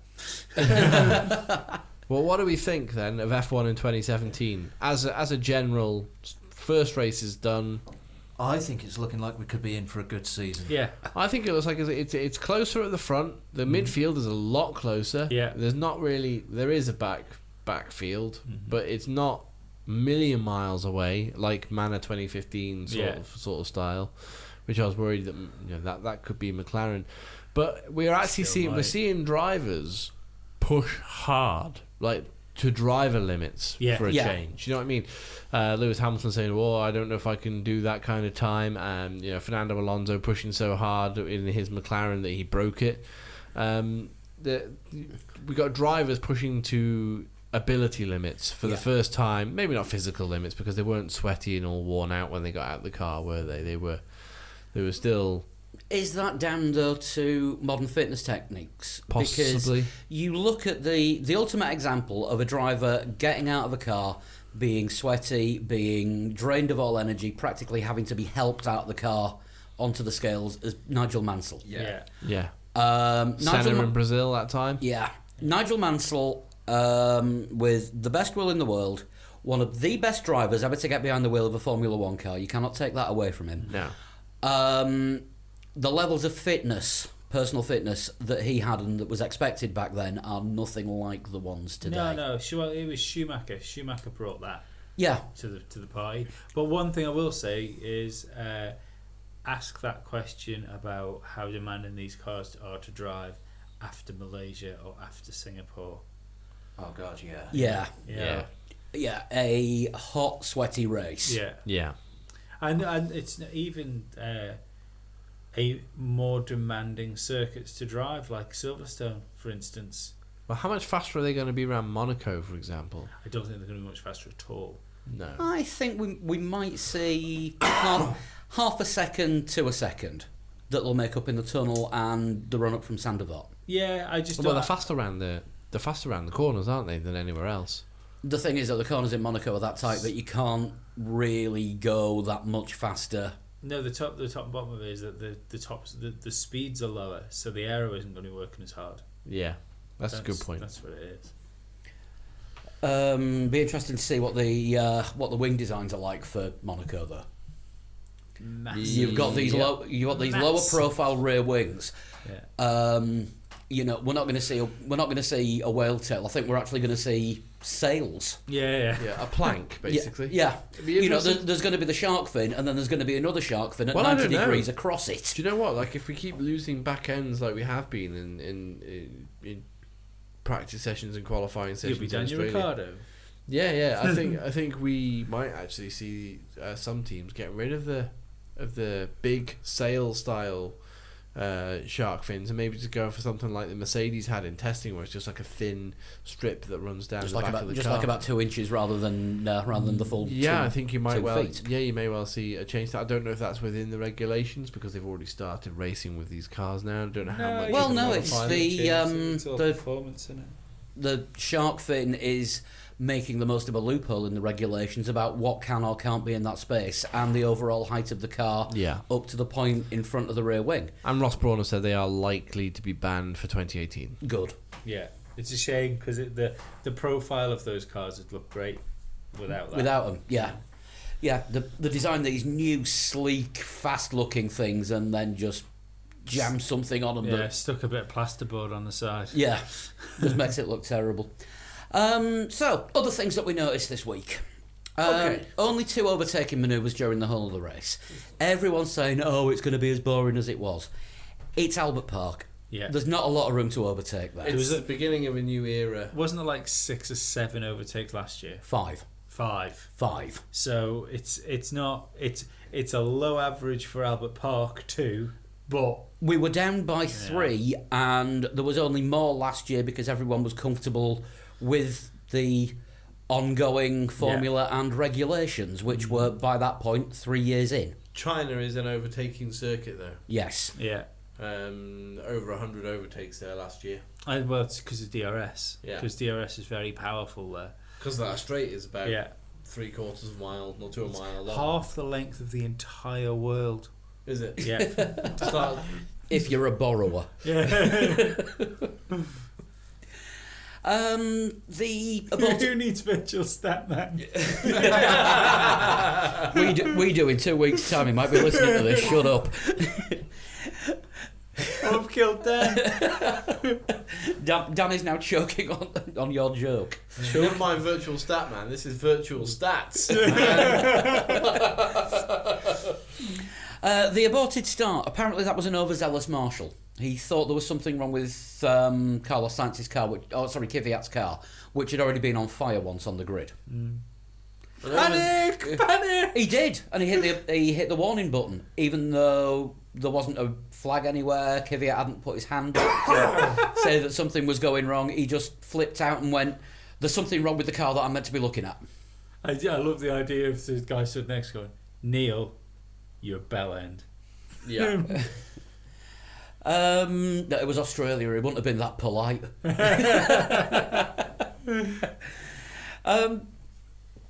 Hulkenberg getting in the wrong pit box. He stopped in the wrong space and then moved forward. I missed that. No, in the wrong grid. In the wrong grid slot. Grid slot, Not yeah. pit- Oh not no, pit it box. wasn't Hulkenberg. Wasn't it Hulkenberg? I thought No, it was. it was Perez. Was it Perez? They used Hulkenberg's camera because To show Perez. To show Perez. Yeah. But wouldn't that have caused the aborted start? No, because he moved forward before the full start procedure had started. They were still lining up. Right.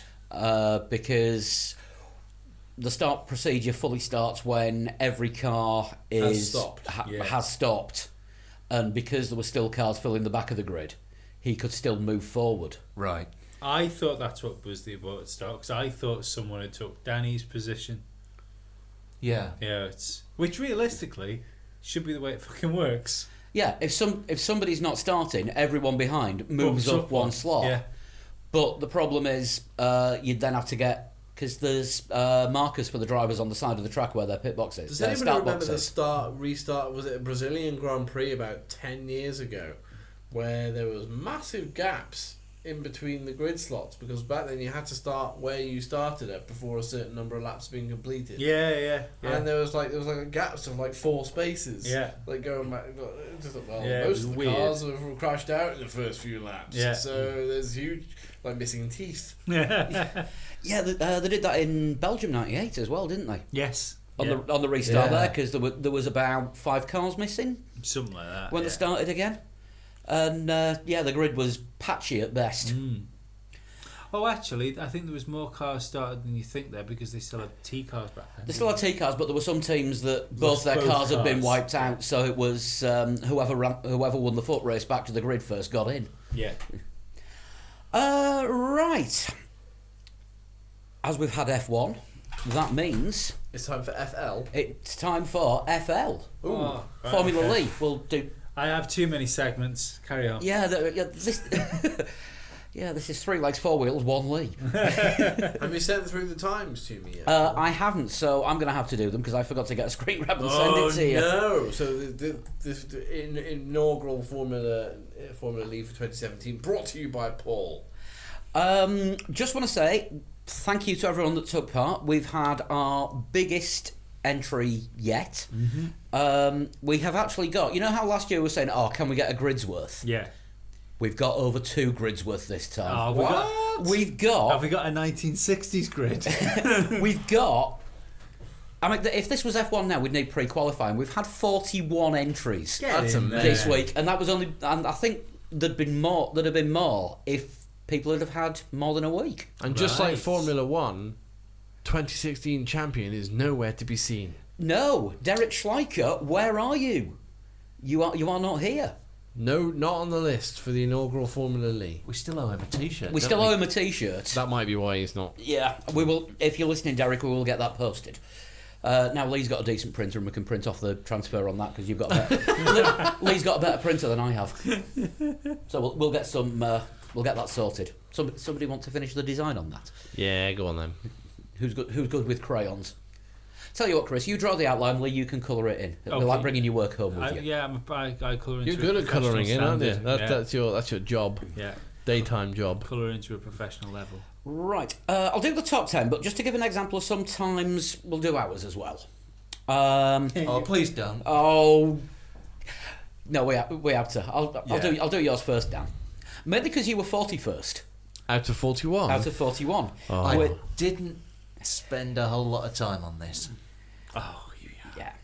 Yeah. Well, you did spend a whole lot of time on it because your fastest lap was 132.157.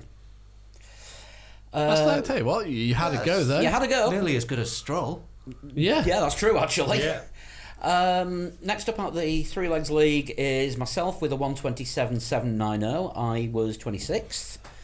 Chris, you were 16th with a 126.917. So I would have got through pre-qualifying in the old days. You would have done. Lee finished in the top 10, so we'll get to your time when we get to you. We got a point scorer in the room. So, I feel we made a good step what over was the the winter. cut-off for 10th? Just so everyone knows. The cut-off for 10th. Well, in 10th place was Ben Clubb with 126.468. Good lord, that's quick. That is a fast time. In 9th with a 126.345 is Sam Hyde. In 8th place with 126.284, a professional driver. James Holman? No, Ian Walker. Ian Walker? He drives a bus in Halifax. Oh, he's a bus driver. Bus driver? Yeah, he's a bus driver, and he beat 3 of us. Fair enough. So when you say you could get a bus through there, if there's a passing opportunity, you can. Well, yeah. Pete Bull was in 7th with a 126.184. Lee, you were 6th, 126.167. I'm here for points. Josh Stewart on double duty this weekend. He was at the race and virtually racing. Well, yeah, and I want to say thanks to Josh as well for the photos that you sent through. You probably saw them on our Facebook Yeah, page. they were ace. Yeah. Thanks for that, Josh. Yeah, Christian Horn looked really happy to have his photo taken. And Yeah. you got an action shot of Nando. Looking for a deck chair. Yeah. Although Ted Kravitz looked incredibly happy to have his photo taken. No, I think Ted loves it. We had 2 listeners this week, actually, just as an aside, send photos that they got with Ted Kravitz in Melbourne. And he was happy in both of them. Ah, good stuff. So, right, that is the Three Legs, Four Wheels quest for this season. If you go to a race, try and get a photo with Ted Kravitz. We're going to have a Kravitz gallery. You watch now, that'll be the only 2. Yeah, yeah. But if you do go to a race this season, send us some photos through and we'll share the best ones. Yeah. Thanks you. Because F1's all about social media these It days. is now, yeah. Right, top 4. Now we have another proper driver, James Holman. Go James Holman. In 4th place with a 125.999. The podium. Dylan, well, it's Dylan Hickey on Twitter and Dylan O'Hickey on Facebook. I'm assuming it's the same person. 125.883 in 3rd. In 2nd, 125.537 for Luke Nipper. Nice. Wow, that's quick. 125. 125.537. Wowzers. So this week's winner, I'm going to read the tweet he sent. I give up. That's the best I can do. I am spent. Jeff Sharp, you've won. You did the best that you could do, and you did the best out of everyone that entered. You're 125.216. Which is faster than the fastest lap of the race. I do believe it is. So well done. Has anyone got the sorry, fastest lap? That's 1 hour 24. Was that your other The time? fastest laps. 126.538 was the fastest lap of the race. Oh, right. So By anyone. Kimmy. Yeah, 126.53. I thought it was 120. So there you go. So all the top 10 Faster than Formula were 120. faster than Kimmy's fastest lap in the race. Although Hamilton's qualifying lap Was 122.188. but you got more fuel in the Formula E one because you've got 10 laps in that. 10 laps worth. There is a sticking point though. This is a fucking video game. We don't mention it. It's not, it's real. It's a proper racing formula. You said it was. Not only is it a video game, it's a video game of last year's cars. So this is. Which shows just how wrong the game is. But this is awesome, though. We had 41 entrants, and Yes. everyone's going to be fighting now to get points, get Yeah. top 10.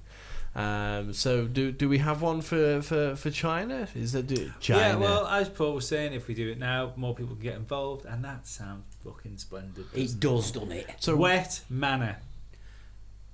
You are kidding. No, wet nighttime or evening in a manor in China. China? It is Yeah. China. Yeah, it is China.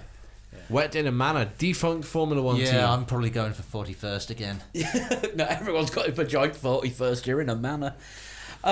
Just want to say an honourable mention to. Sorry. Actually, I'll change my mind because the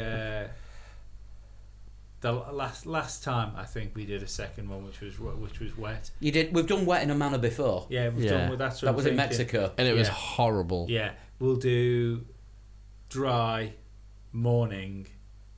We haven't had a sober. Oh, we had a Haas. I don't think we have. Yeah, Dry morning Haas. There you go. That sounds better. Yeah. Just want to give a couple of honourable mentions. First one, I did promise this, even though we got in the top 10 afterwards. Ben Clubb managed to set 2 identical times in two consecutive laps. Wow. Oh, which awesome. That is pretty consistent.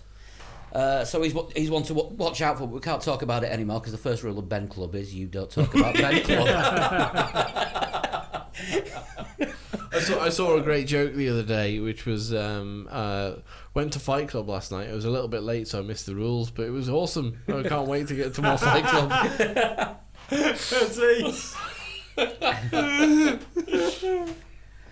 And I'm trying to find Zane in Canada, who's only got F1 2014, so you should buy the new one. I think your time would have been probably Regardless of your personal circumstances. Yeah. If you want to take part. I think your time would have been good for about 14th or 15th All right. in a 2-year-old car, which isn't bad going. So Or the game might just be shit. yeah, I Hard to tell. I've got to break out the PS3 to find out if it is or not. Yeah.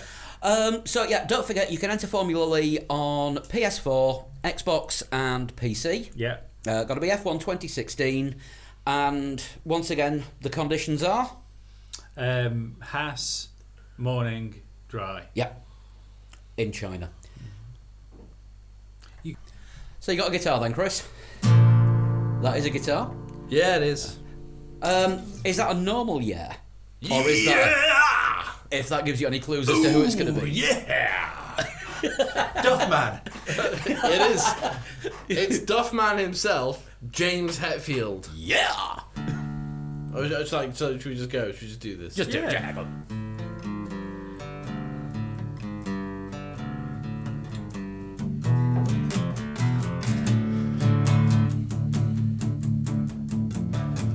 Get some clues, get some guesses, see if you get it right. Who's the top shot?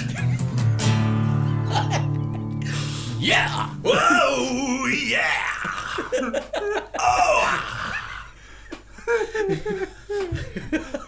I think you might have broken Lee. It's funny because it's funny. You need some strepsils after that. No, I'm fine. And also, the next time I'm doing a gig and we do a Metallica song, can you get up and sing it for us instead of me? Maybe. Right? Silence. No.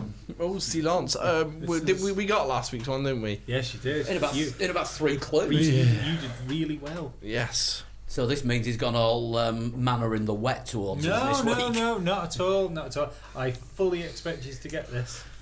Oh, that You means we said that won't last then. week. Yeah. Well, we And you did. fully got it last week.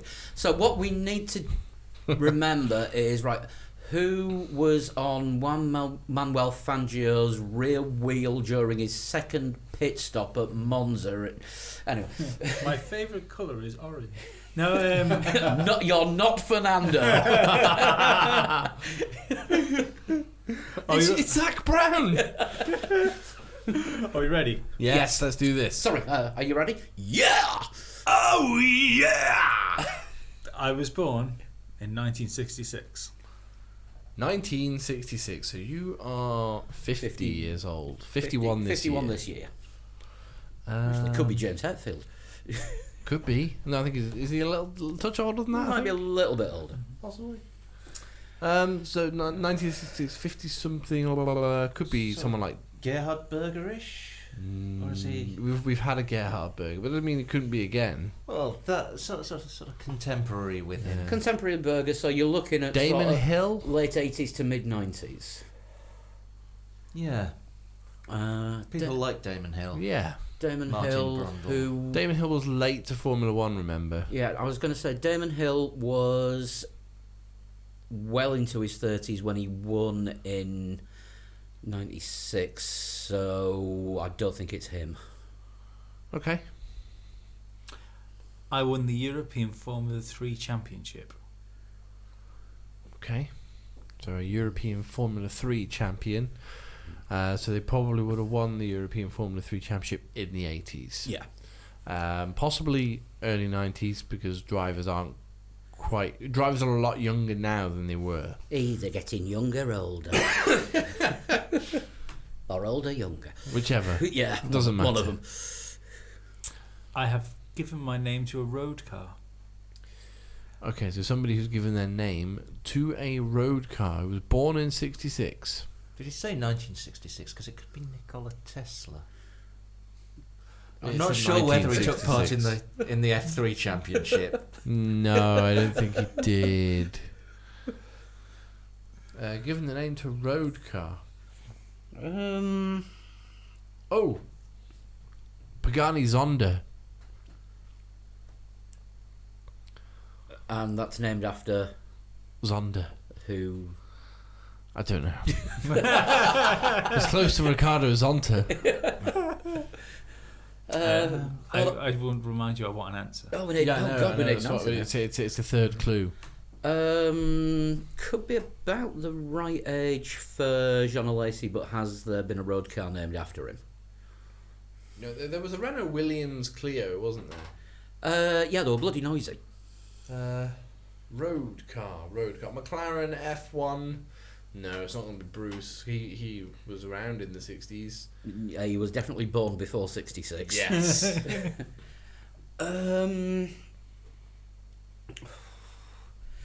This is a tough one. Sebastian Loeb, rally driver. He has a Citroen named after him. Oh yeah, the Citroen Sebastian. Yeah, no, it's called the Citroen C4 by Loeb. He's also got a part of your head named after him as well. Hasn't he? Is that frontal or temporal? I think that's the closest we'll get at the moment because that's the only one that we know with a road car. I don't know if he took part in Formula 3, but should we give it a go? It's the best. It's an best answer eliminating we've guess, got, isn't it? Sebastian Loeb. Not Sebastian Loeb. I drove in the World Touring Car Championship. Ooh. Andy Prio? No, he didn't have a car named after him, did he? Ivan Muller? No, he had a yogurt named after him. Yeah, he did, yeah. Gabriele Tarquini? Does he have a car named after him? No, just fish. Just fish.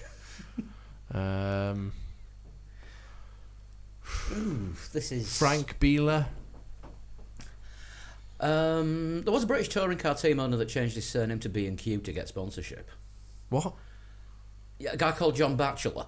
John B&Q? Yeah, he changed his name to John B&Q one year and then John Top Gear another year to get sponsorship for his BTCC team. He then bought York City Football Club. He didn't change his name to John Booth and became the head of Manor? No, he then tried to buy Mansfield Town and changed the club name to I don't know if you'll get the joke or not and why everyone laughed at him.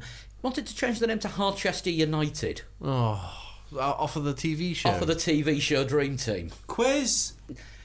Trivia. Quiz. Okay, I haven't got anything on that one. So, sorry, can you repeat the question? World touring cars. World touring cars. So we've got a few names from Winkelstock. Yeah, was it Johann or Joachim? Joachim Winkelhock. Joachim Winkelhock, yes. Yeah, he was Just pulling names out of the past there. yeah. Did he have a car named Pulling after out him? your Winkelhop. Jan Lammers? Did he? He was British touring cars, wasn't he? I don't know if he made it to World. I think the World Touring Cars was mainly based. It was Germany that ran it because World Touring Cars kind of evolved into DTM in the end, didn't it? Yeah. Right. Still doesn't help with who this is, but No, I'm possibly thinking Gabriele Tarquini, but go on. I raced in Formula 1 for 5 seasons. 5 seasons. yeah.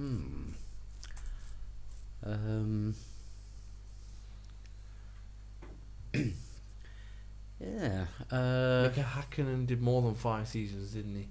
Yeah. We're back to Nick Heidfeld's World of Disappointment. Nick, come down to Nick Heidfeld's World of Disappointment. So somebody who raced in World Touring Cars and Formula One.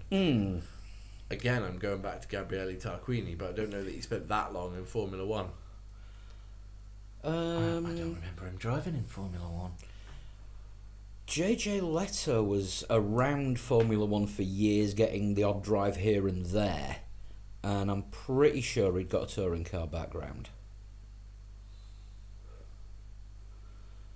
Although with him being Finnish, it's more likely to have been rallying that was the other thing that he did. But I don't know. I've just got this thing. I'm sure he did touring cars. Alex Zanardi. 5 years. World Touring Car Championship or No, not? 5 years in Formula One. Was he in F1 that long? 'Cause he had 2 stints, didn't he?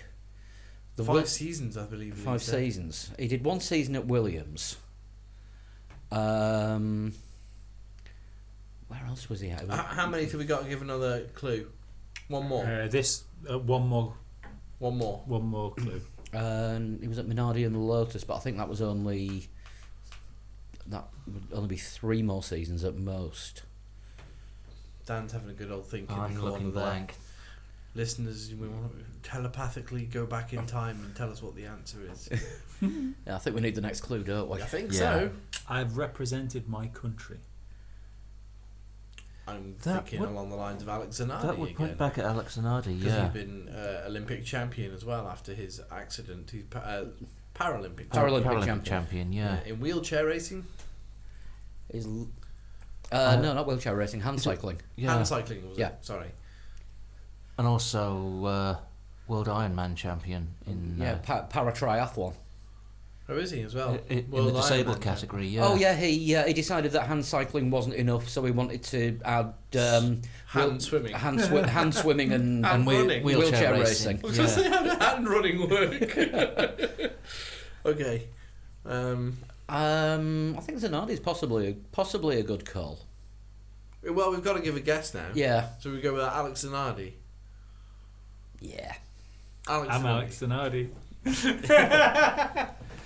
I'd like to thank @LukeyBoy on Twitter for that one. Oh, excellent. I think he's also was he Luke Nipper. That who was is very Luke fast. Nipper, who came second in Formula League. Yeah. Yeah. So you're not, as he beat you this week, you're not going to use any more of his suggestions. No, might not even speak to him again. No, that was You great. don't bear grudges, you throw them in people's faces. That was great, actually. That I also have down here on my what are clues, your other bits of trivia? I have had success in athletics, as in Paralympics again. Yeah. That's In my, this surprised me. In my F1 career, I scored 1 point. really just 1 point. Yeah. For Lotus was that? I've no idea. I would imagine it Wouldn't have been was. for that dog of a Williams. I didn't know he drove for Jordan either. That must have been the other year. Yeah. Lotus and Minardi definitely. And then the bad year at Williams, so Jordan must have been the other one. Yeah. Well, he must have done 2 years with I 18. think he did 2 years with Lotus. Yeah. Was he not drafted in as a replacement for somebody? He was Johnny Herbert's teammate at some point. Right. Fairly sure. But yeah, Alex Zanardi. If you're a listener and you're thinking, who's Alex Zanardi? One of the most inspiring people who's There's ever a been film in in that, motorsport. man. Yeah, well, there is a film of that man. There's documentaries been made about him already. If I'm Yeah. right. He was, as Lee said, a promising driver who raced in Formula One. Was he racing in the American IndyCar series when he had his accident? Yeah, he'd gone back to IndyCar 'cause he was raced in Formula One, Yep. then went to IndyCar, won the IndyCar Championship Twice. Yeah. then came back Oh, to it's Williams. Champ Car. That was Champ Car Champ then, Car. wasn't it? It was when they were falling out with each other. Yeah. Came back to F1 with Williams just at the point where Williams Went terrible when they had the Mechachrome engines.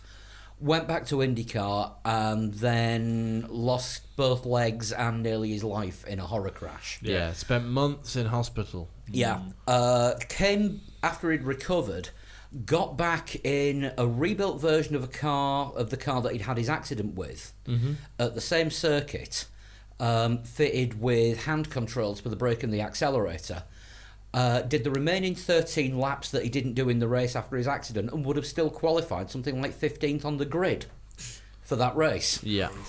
Then decided to go into disability sport, and has just wiped the floor in the last 2 Paralympics with hand cycling in the time trial and the endurance race. Gold medalist. Gold medals in both. And then he went into the triathlon in the last one and won his class in that as well. He's literally also a walking example of sports psychology, isn't he? Yeah.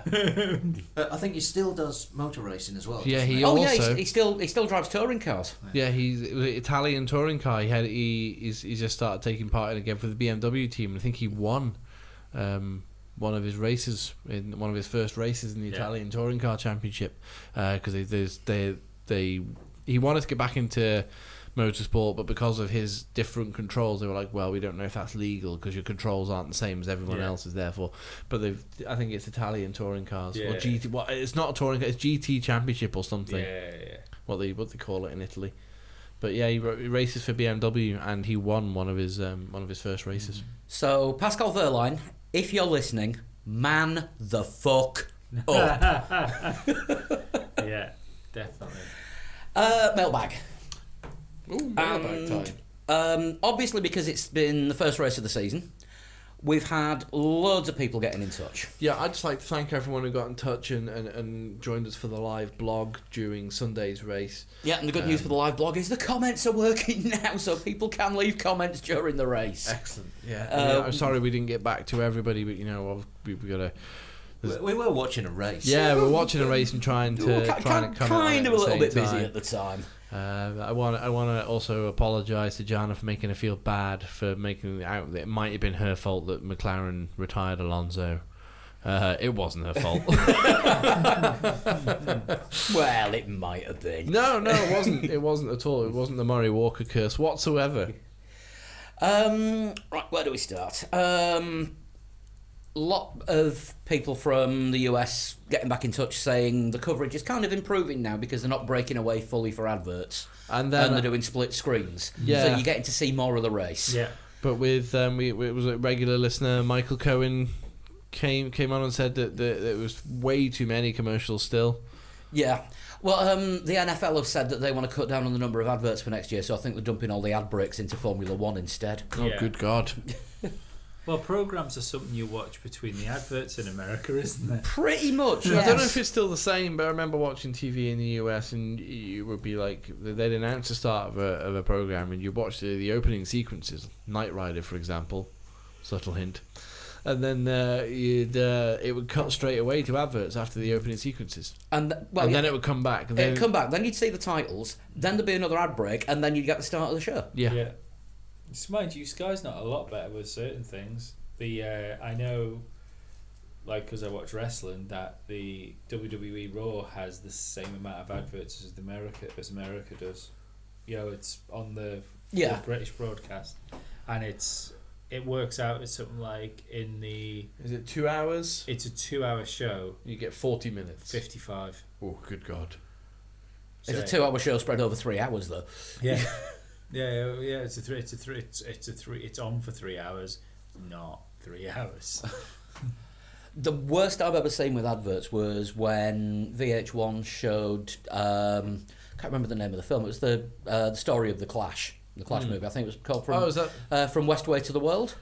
possibly? Was it that one? It's the story of the Clash, not the Def Leppard one. No. The Def Leppard one is awesome. The story of the Clash, which was actually starring the Clash as the Clash. That's fine. Nice. Perfectly acceptable.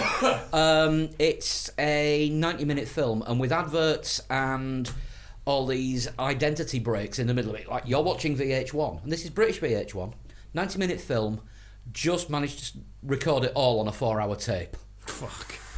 I was taping it for a friend. 90-minute film in 4 hours with ad breaks and idents. Crazy. All right, we know broadcasters need advertising to make money, but really, do they have to take the piss so much? I'm just softening people up just in case we have a part of Mailbag. Mailbag. Kevin Thompson, who made a bold prediction about McLaren making it into Q3, but neither car finishing the race. But he was also the guy that predicted the Patriots would win the Super Bowl just before they did. So he's 1 from 2. Yeah. He says, if possible, Haas should drop K-Mag and put Giovinazzi in the car instead. I think that's a bloody good idea. They get somebody better. We're one race in. Yeah. K-Mag, let's not... We know he's rubbish, Yeah. but let's see how unrubbish he can be. There's plenty of times to call for his head. Giovinazzi, though, looks promising. Can do the But business. again, it works both ways. It's one race. Yeah, exactly. But looks promising and is doing the job in Formula One. Yeah. And don't forget, K-Mag isn't in Haas because Ferrari want him in Haas or somebody else want him in Haas. He's actually been signed up with the proper Formula One contract and he's being paid. Yes. So not every Formula One driver is an uninstallable fucking stick. No. Yeah. And I don't think Haas can really afford to be putting rookie drivers in. No. Not yet. They do need the experience, but I just think that Giovinazzi could have the potential to be the best of the new breed. Better in Formula One, definitely better than Verline. I mean, yeah, he's obviously got the potential of to do it because everyone has got the potential to be good, but I don't think we've got evidence to even think that yet. Do you think we'll see Giovinazzi again in China? Yes, yeah, I'm sure of it almost. I don't know about China. I'd be surprised if we didn't see him again in Formula One. This season. I wouldn't go that far, but I'm still living off the fact that this has got nothing to do with Pascal Wehrlein, him being in the car, and this has got everything to do with Ferrari and Sauber wanting Giovinazzi in the car. Possibly. I don't believe it's any of the bullshit that's been put out PR wise. no, I could believe that it's the interrupted training program, because obviously they need to be really, really fit, Yeah. and if you have an injury that puts you back a few weeks, Yeah. But this is the thing. I don't believe that injury he had was serious enough to interrupt training. It's not like you say, Mark Webber broke a leg. Verline would have been in training before the Race of Champions. Yeah. You know, that was February. Mm-hmm. The F1 season finishes at the end of November. Yeah. Are you trying? Is he I trying think to it was say? end of January, wasn't it? The Race of Champions. Let's face it. He didn't finish the Formula One season last year and down tools and start eating cake. No.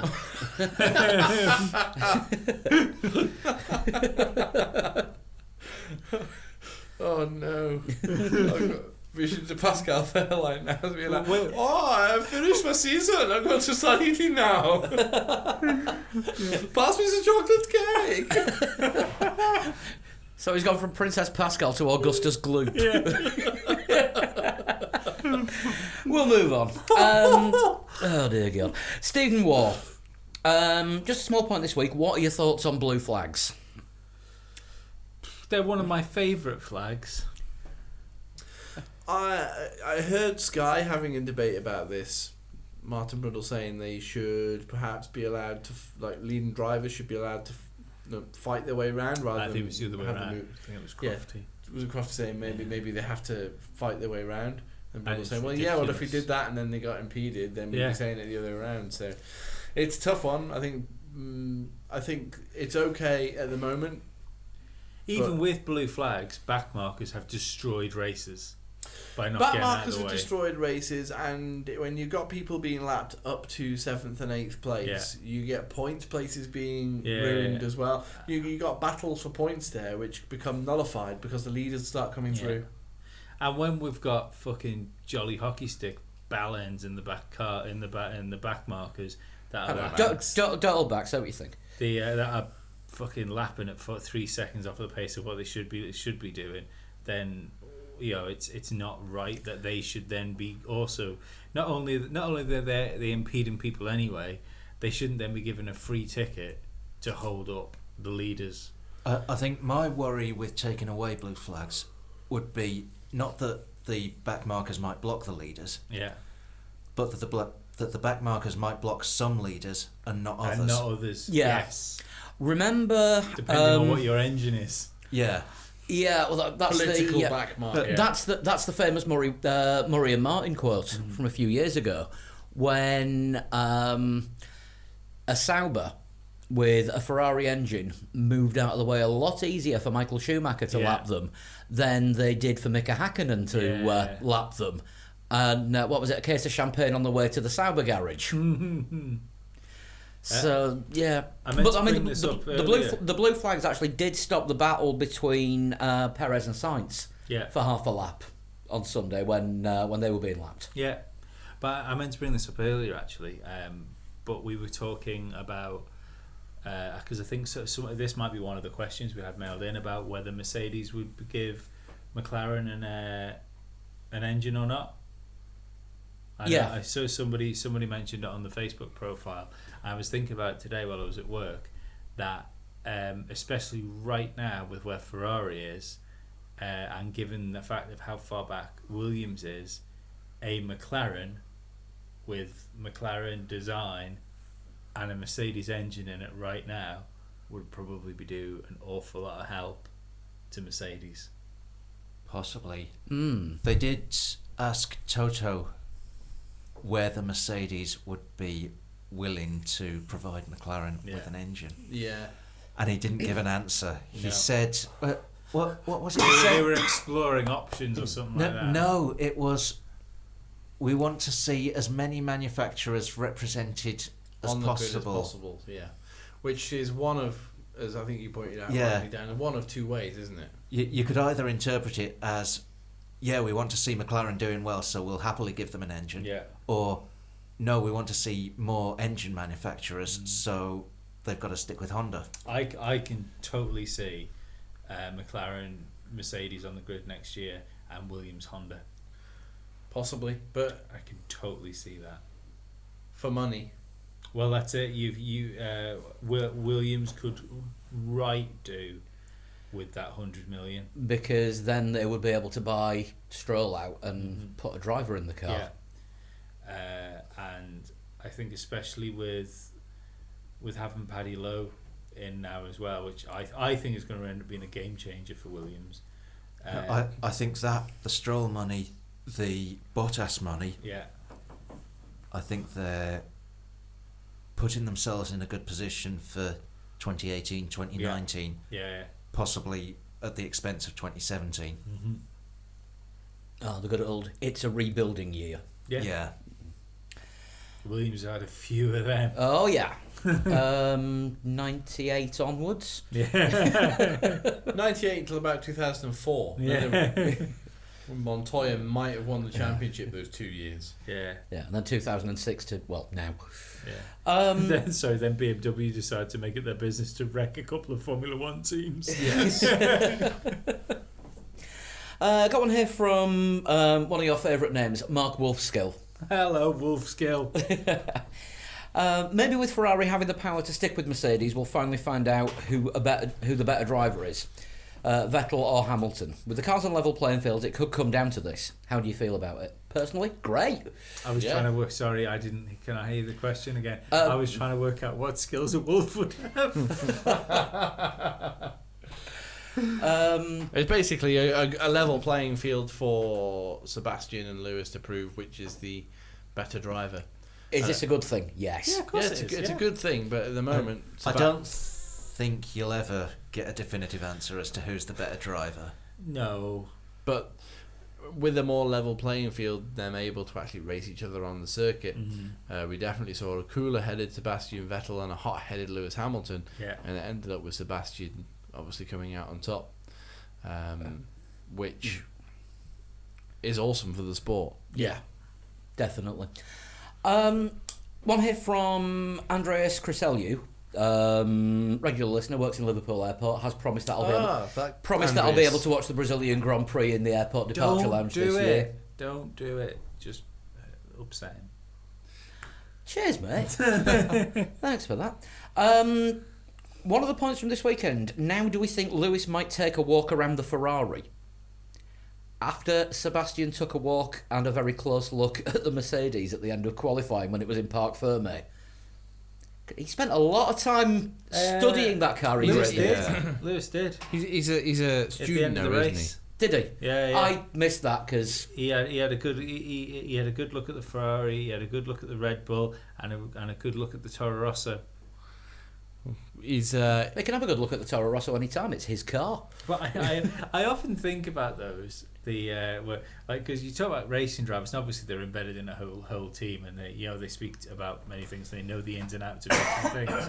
But at the end of the day, they're a driver and not a designer, and you've got to think to yourself, like, what can you possibly go back and tell your team that your fucking designers can't see from high resolution photographs taken up the track? yeah. I think it's something It's drivers kidology, do. isn't it? It's mind games. Yeah, I know. I think it's something drivers do to make themselves look really intelligent. No, yeah, possibly. It could be an in-joke. with the I drivers, thought that but- was Jacques Villeneuve driving with his glasses on. No, that was Smart specs. It was his blonde hair. That's what he did for that. Ah, right. Just to prove he wasn't a It real was blonde. reverse psychology. Got ya. Artificial intelligence. Yeah. Yeah. And also, do you think Fernando Alonso's been given a mild sedative, had his shoelaces taken away for safety, and will be under observation for 48 hours until cleared by a panel of psychologists?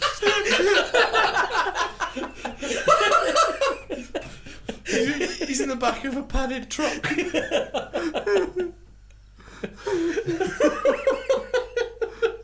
I thought you'd like that one. Oh, that's one of the best comments you've had in a long time. It's funny because it's true. Oh, no. Oh, God. Right, if you want to get in touch, we've got the Facebook page. Yep. Search for us there. Click on like. We're up to about 1,300 or so now. Yeah, so come over and And join there's us. loads more than you've as well. So all of you's get on it. Yeah, definitely. We've got Twitter at 3legs4wheels Yeah. and our At- own ones, I'm at a total shunt. At Flood21. At Danbert. and at Pablo100. We're on Instagram as well, which we promise we'll start using more Yeah. eventually. We've just started a YouTube channel as well. There will be things popping up on that at some point. There will be. I was hoping to get a prediction video up before the race, before qualifying on Friday night, but unfortunately my dishwasher flooded my kitchen, so I spent most of the time mopping that up, so I didn't get time. Yeah. But there will be this is something that Jan has actually requested. Okay. Dizzy Cat's race and qualifying predictions. Okay. Right. She wants my cat to make qualifying If you predictions. stick around long enough to make predictions, she was not very happy with you on Sunday morning. She wasn't, but that was probably because, well, I was up at 4:15 Sunday morning, so let sleeping cats lie. But I will get Dizzy to make qualifying predictions because she's predicted the winners of quite a few football games and including the Super Bowl. We as should well. really start betting on it. Should we start using the Patreon money and putting it all on the bets? No. No. Because remember what happened last year. Don't listen to us when it comes to predictions or gambling. That's why we're listening to a cat. I put £1 on Vettel to win. Did you? Yeah. Oh wow. Yeah, Won £4.50. yeah. Don't you remember when Heineken started the "If you drive, never drink" and we had our own "If you bet, never listen to us." If you cat, never bet. I just remembered as well, my last Formula 1 betting win was when Sebastian Vettel won a race in Hungary 2015. Ooh. I don't bet on Formula 1 that often though, to be fair. I was going to, but the odds were just shite for everything. Yeah. Nah, bet responsibly if you do. If you can find the bookmakers called responsibly. Where was I? Yeah, you said all the Patreon money, which we're not doing because the Patreon money pays for us to stay. I know it Broadcasting. does. You can That's why I can't But have we the could Cookers double and it. or lose it all. So if you want Patreon money to be used properly and you want to donate to us on Patreon, go to Patreon. Hashtag invest in red or hashtag invest in black. So Ferrari or McLaren? No. I didn't say orange. Well, part of the car's black. I'm not going to be racist. We know. Right. That's Carry okay. on. I'm trying to carry on. We have the Patreon page at patreon.com/3legs4wheels. Oh, God. You can sign up on that. We do the extra podcast every week. The prizes are, I think we should actually be able to get those sorted out in the next week. So get the postcards ready and get colouring in. Yes. Because one of the gifts for our Patreon patrons is a personally drawn postcard. I'm looking at one that I think Chris has done. It looks Yeah. like it's Liam Gallagher on there. It's Eddie Jordan. Oh, is it Eddie Jordan? Yeah. Oh, bad hair, same difference. We should have an arts and crafts day. I might put some glitter on mine. That would be nice. Yeah. Actually, you get the four of us in one room, arts, crafts and beer. Craft beer. Sounds. Artisan beer. Artisan and craft beer day. I'm in. I'm in. We can use the Patreon money. To buy the postcards and pens to colour them in. Not for the beer. Drink responsibly. If you drink... No, I don't know. We've also got the website at 3legs4wheels.com. Starting to put more content on that. Had a little bit of a redesign last week. Lick of paint. Go Lick and have of a paint. look. It's pretty. I was quite pleased with what I Yeah, did with I that. was quite impressed. And Anyone would think that you work with computers and internet stuff for a living. I know. It might get me a job. I'll ask my boss. Oh, hang on. I'm self-employed. I'm screwed. But we've got the website where we put the Formula Lee results and the live race blogs. I might even do more live qualifying blogs this season because that seemed to go down pretty well because we had quite a few people asking for it. I might be able to join in with some later on in the season. Unfortunately, daily life means I can't do all of them. Yeah, I have my Saturdays free, so I will be able to do that, assuming none of my my next replacement. Unless, of dishwasher course, you doesn't come break to Patreon and you all donate lots of money and make this my job, and then therefore I can do all of the live blogging. I'll live blog every day. Live blog my life. Yeah. If you give enough money. Absolutely. You just want to be a YouTuber, don't you? No. Good. One last recap of the next Formula Lee challenge. Haas, morning, dry, China. That was the one. That was words. Yes, Thank you. that was words. I'm sure by the time that this goes up, we'll have already put it on the Facebook page. Hint, hint. Lee put it on the Facebook page. I won't have time to do it till tomorrow evening. In that case, do you want me to do that tomorrow morning? Can do. I will do. It's already been done. In that case, I'll do it before I do the mixing of the podcast. So it will already be on the Facebook page. It's like seeing into the future. Well, technically, it is already tomorrow because as we're recording this, it has now just gone Tuesday. It's sleepy time. So It is. We're off. We'll be back in a week, and we'll be previewing the Chinese Grand Prix. Thank you very much for listening again. Definitely. And we'll see you next week. Indeed. Bye-bye. Bye-bye. Bye.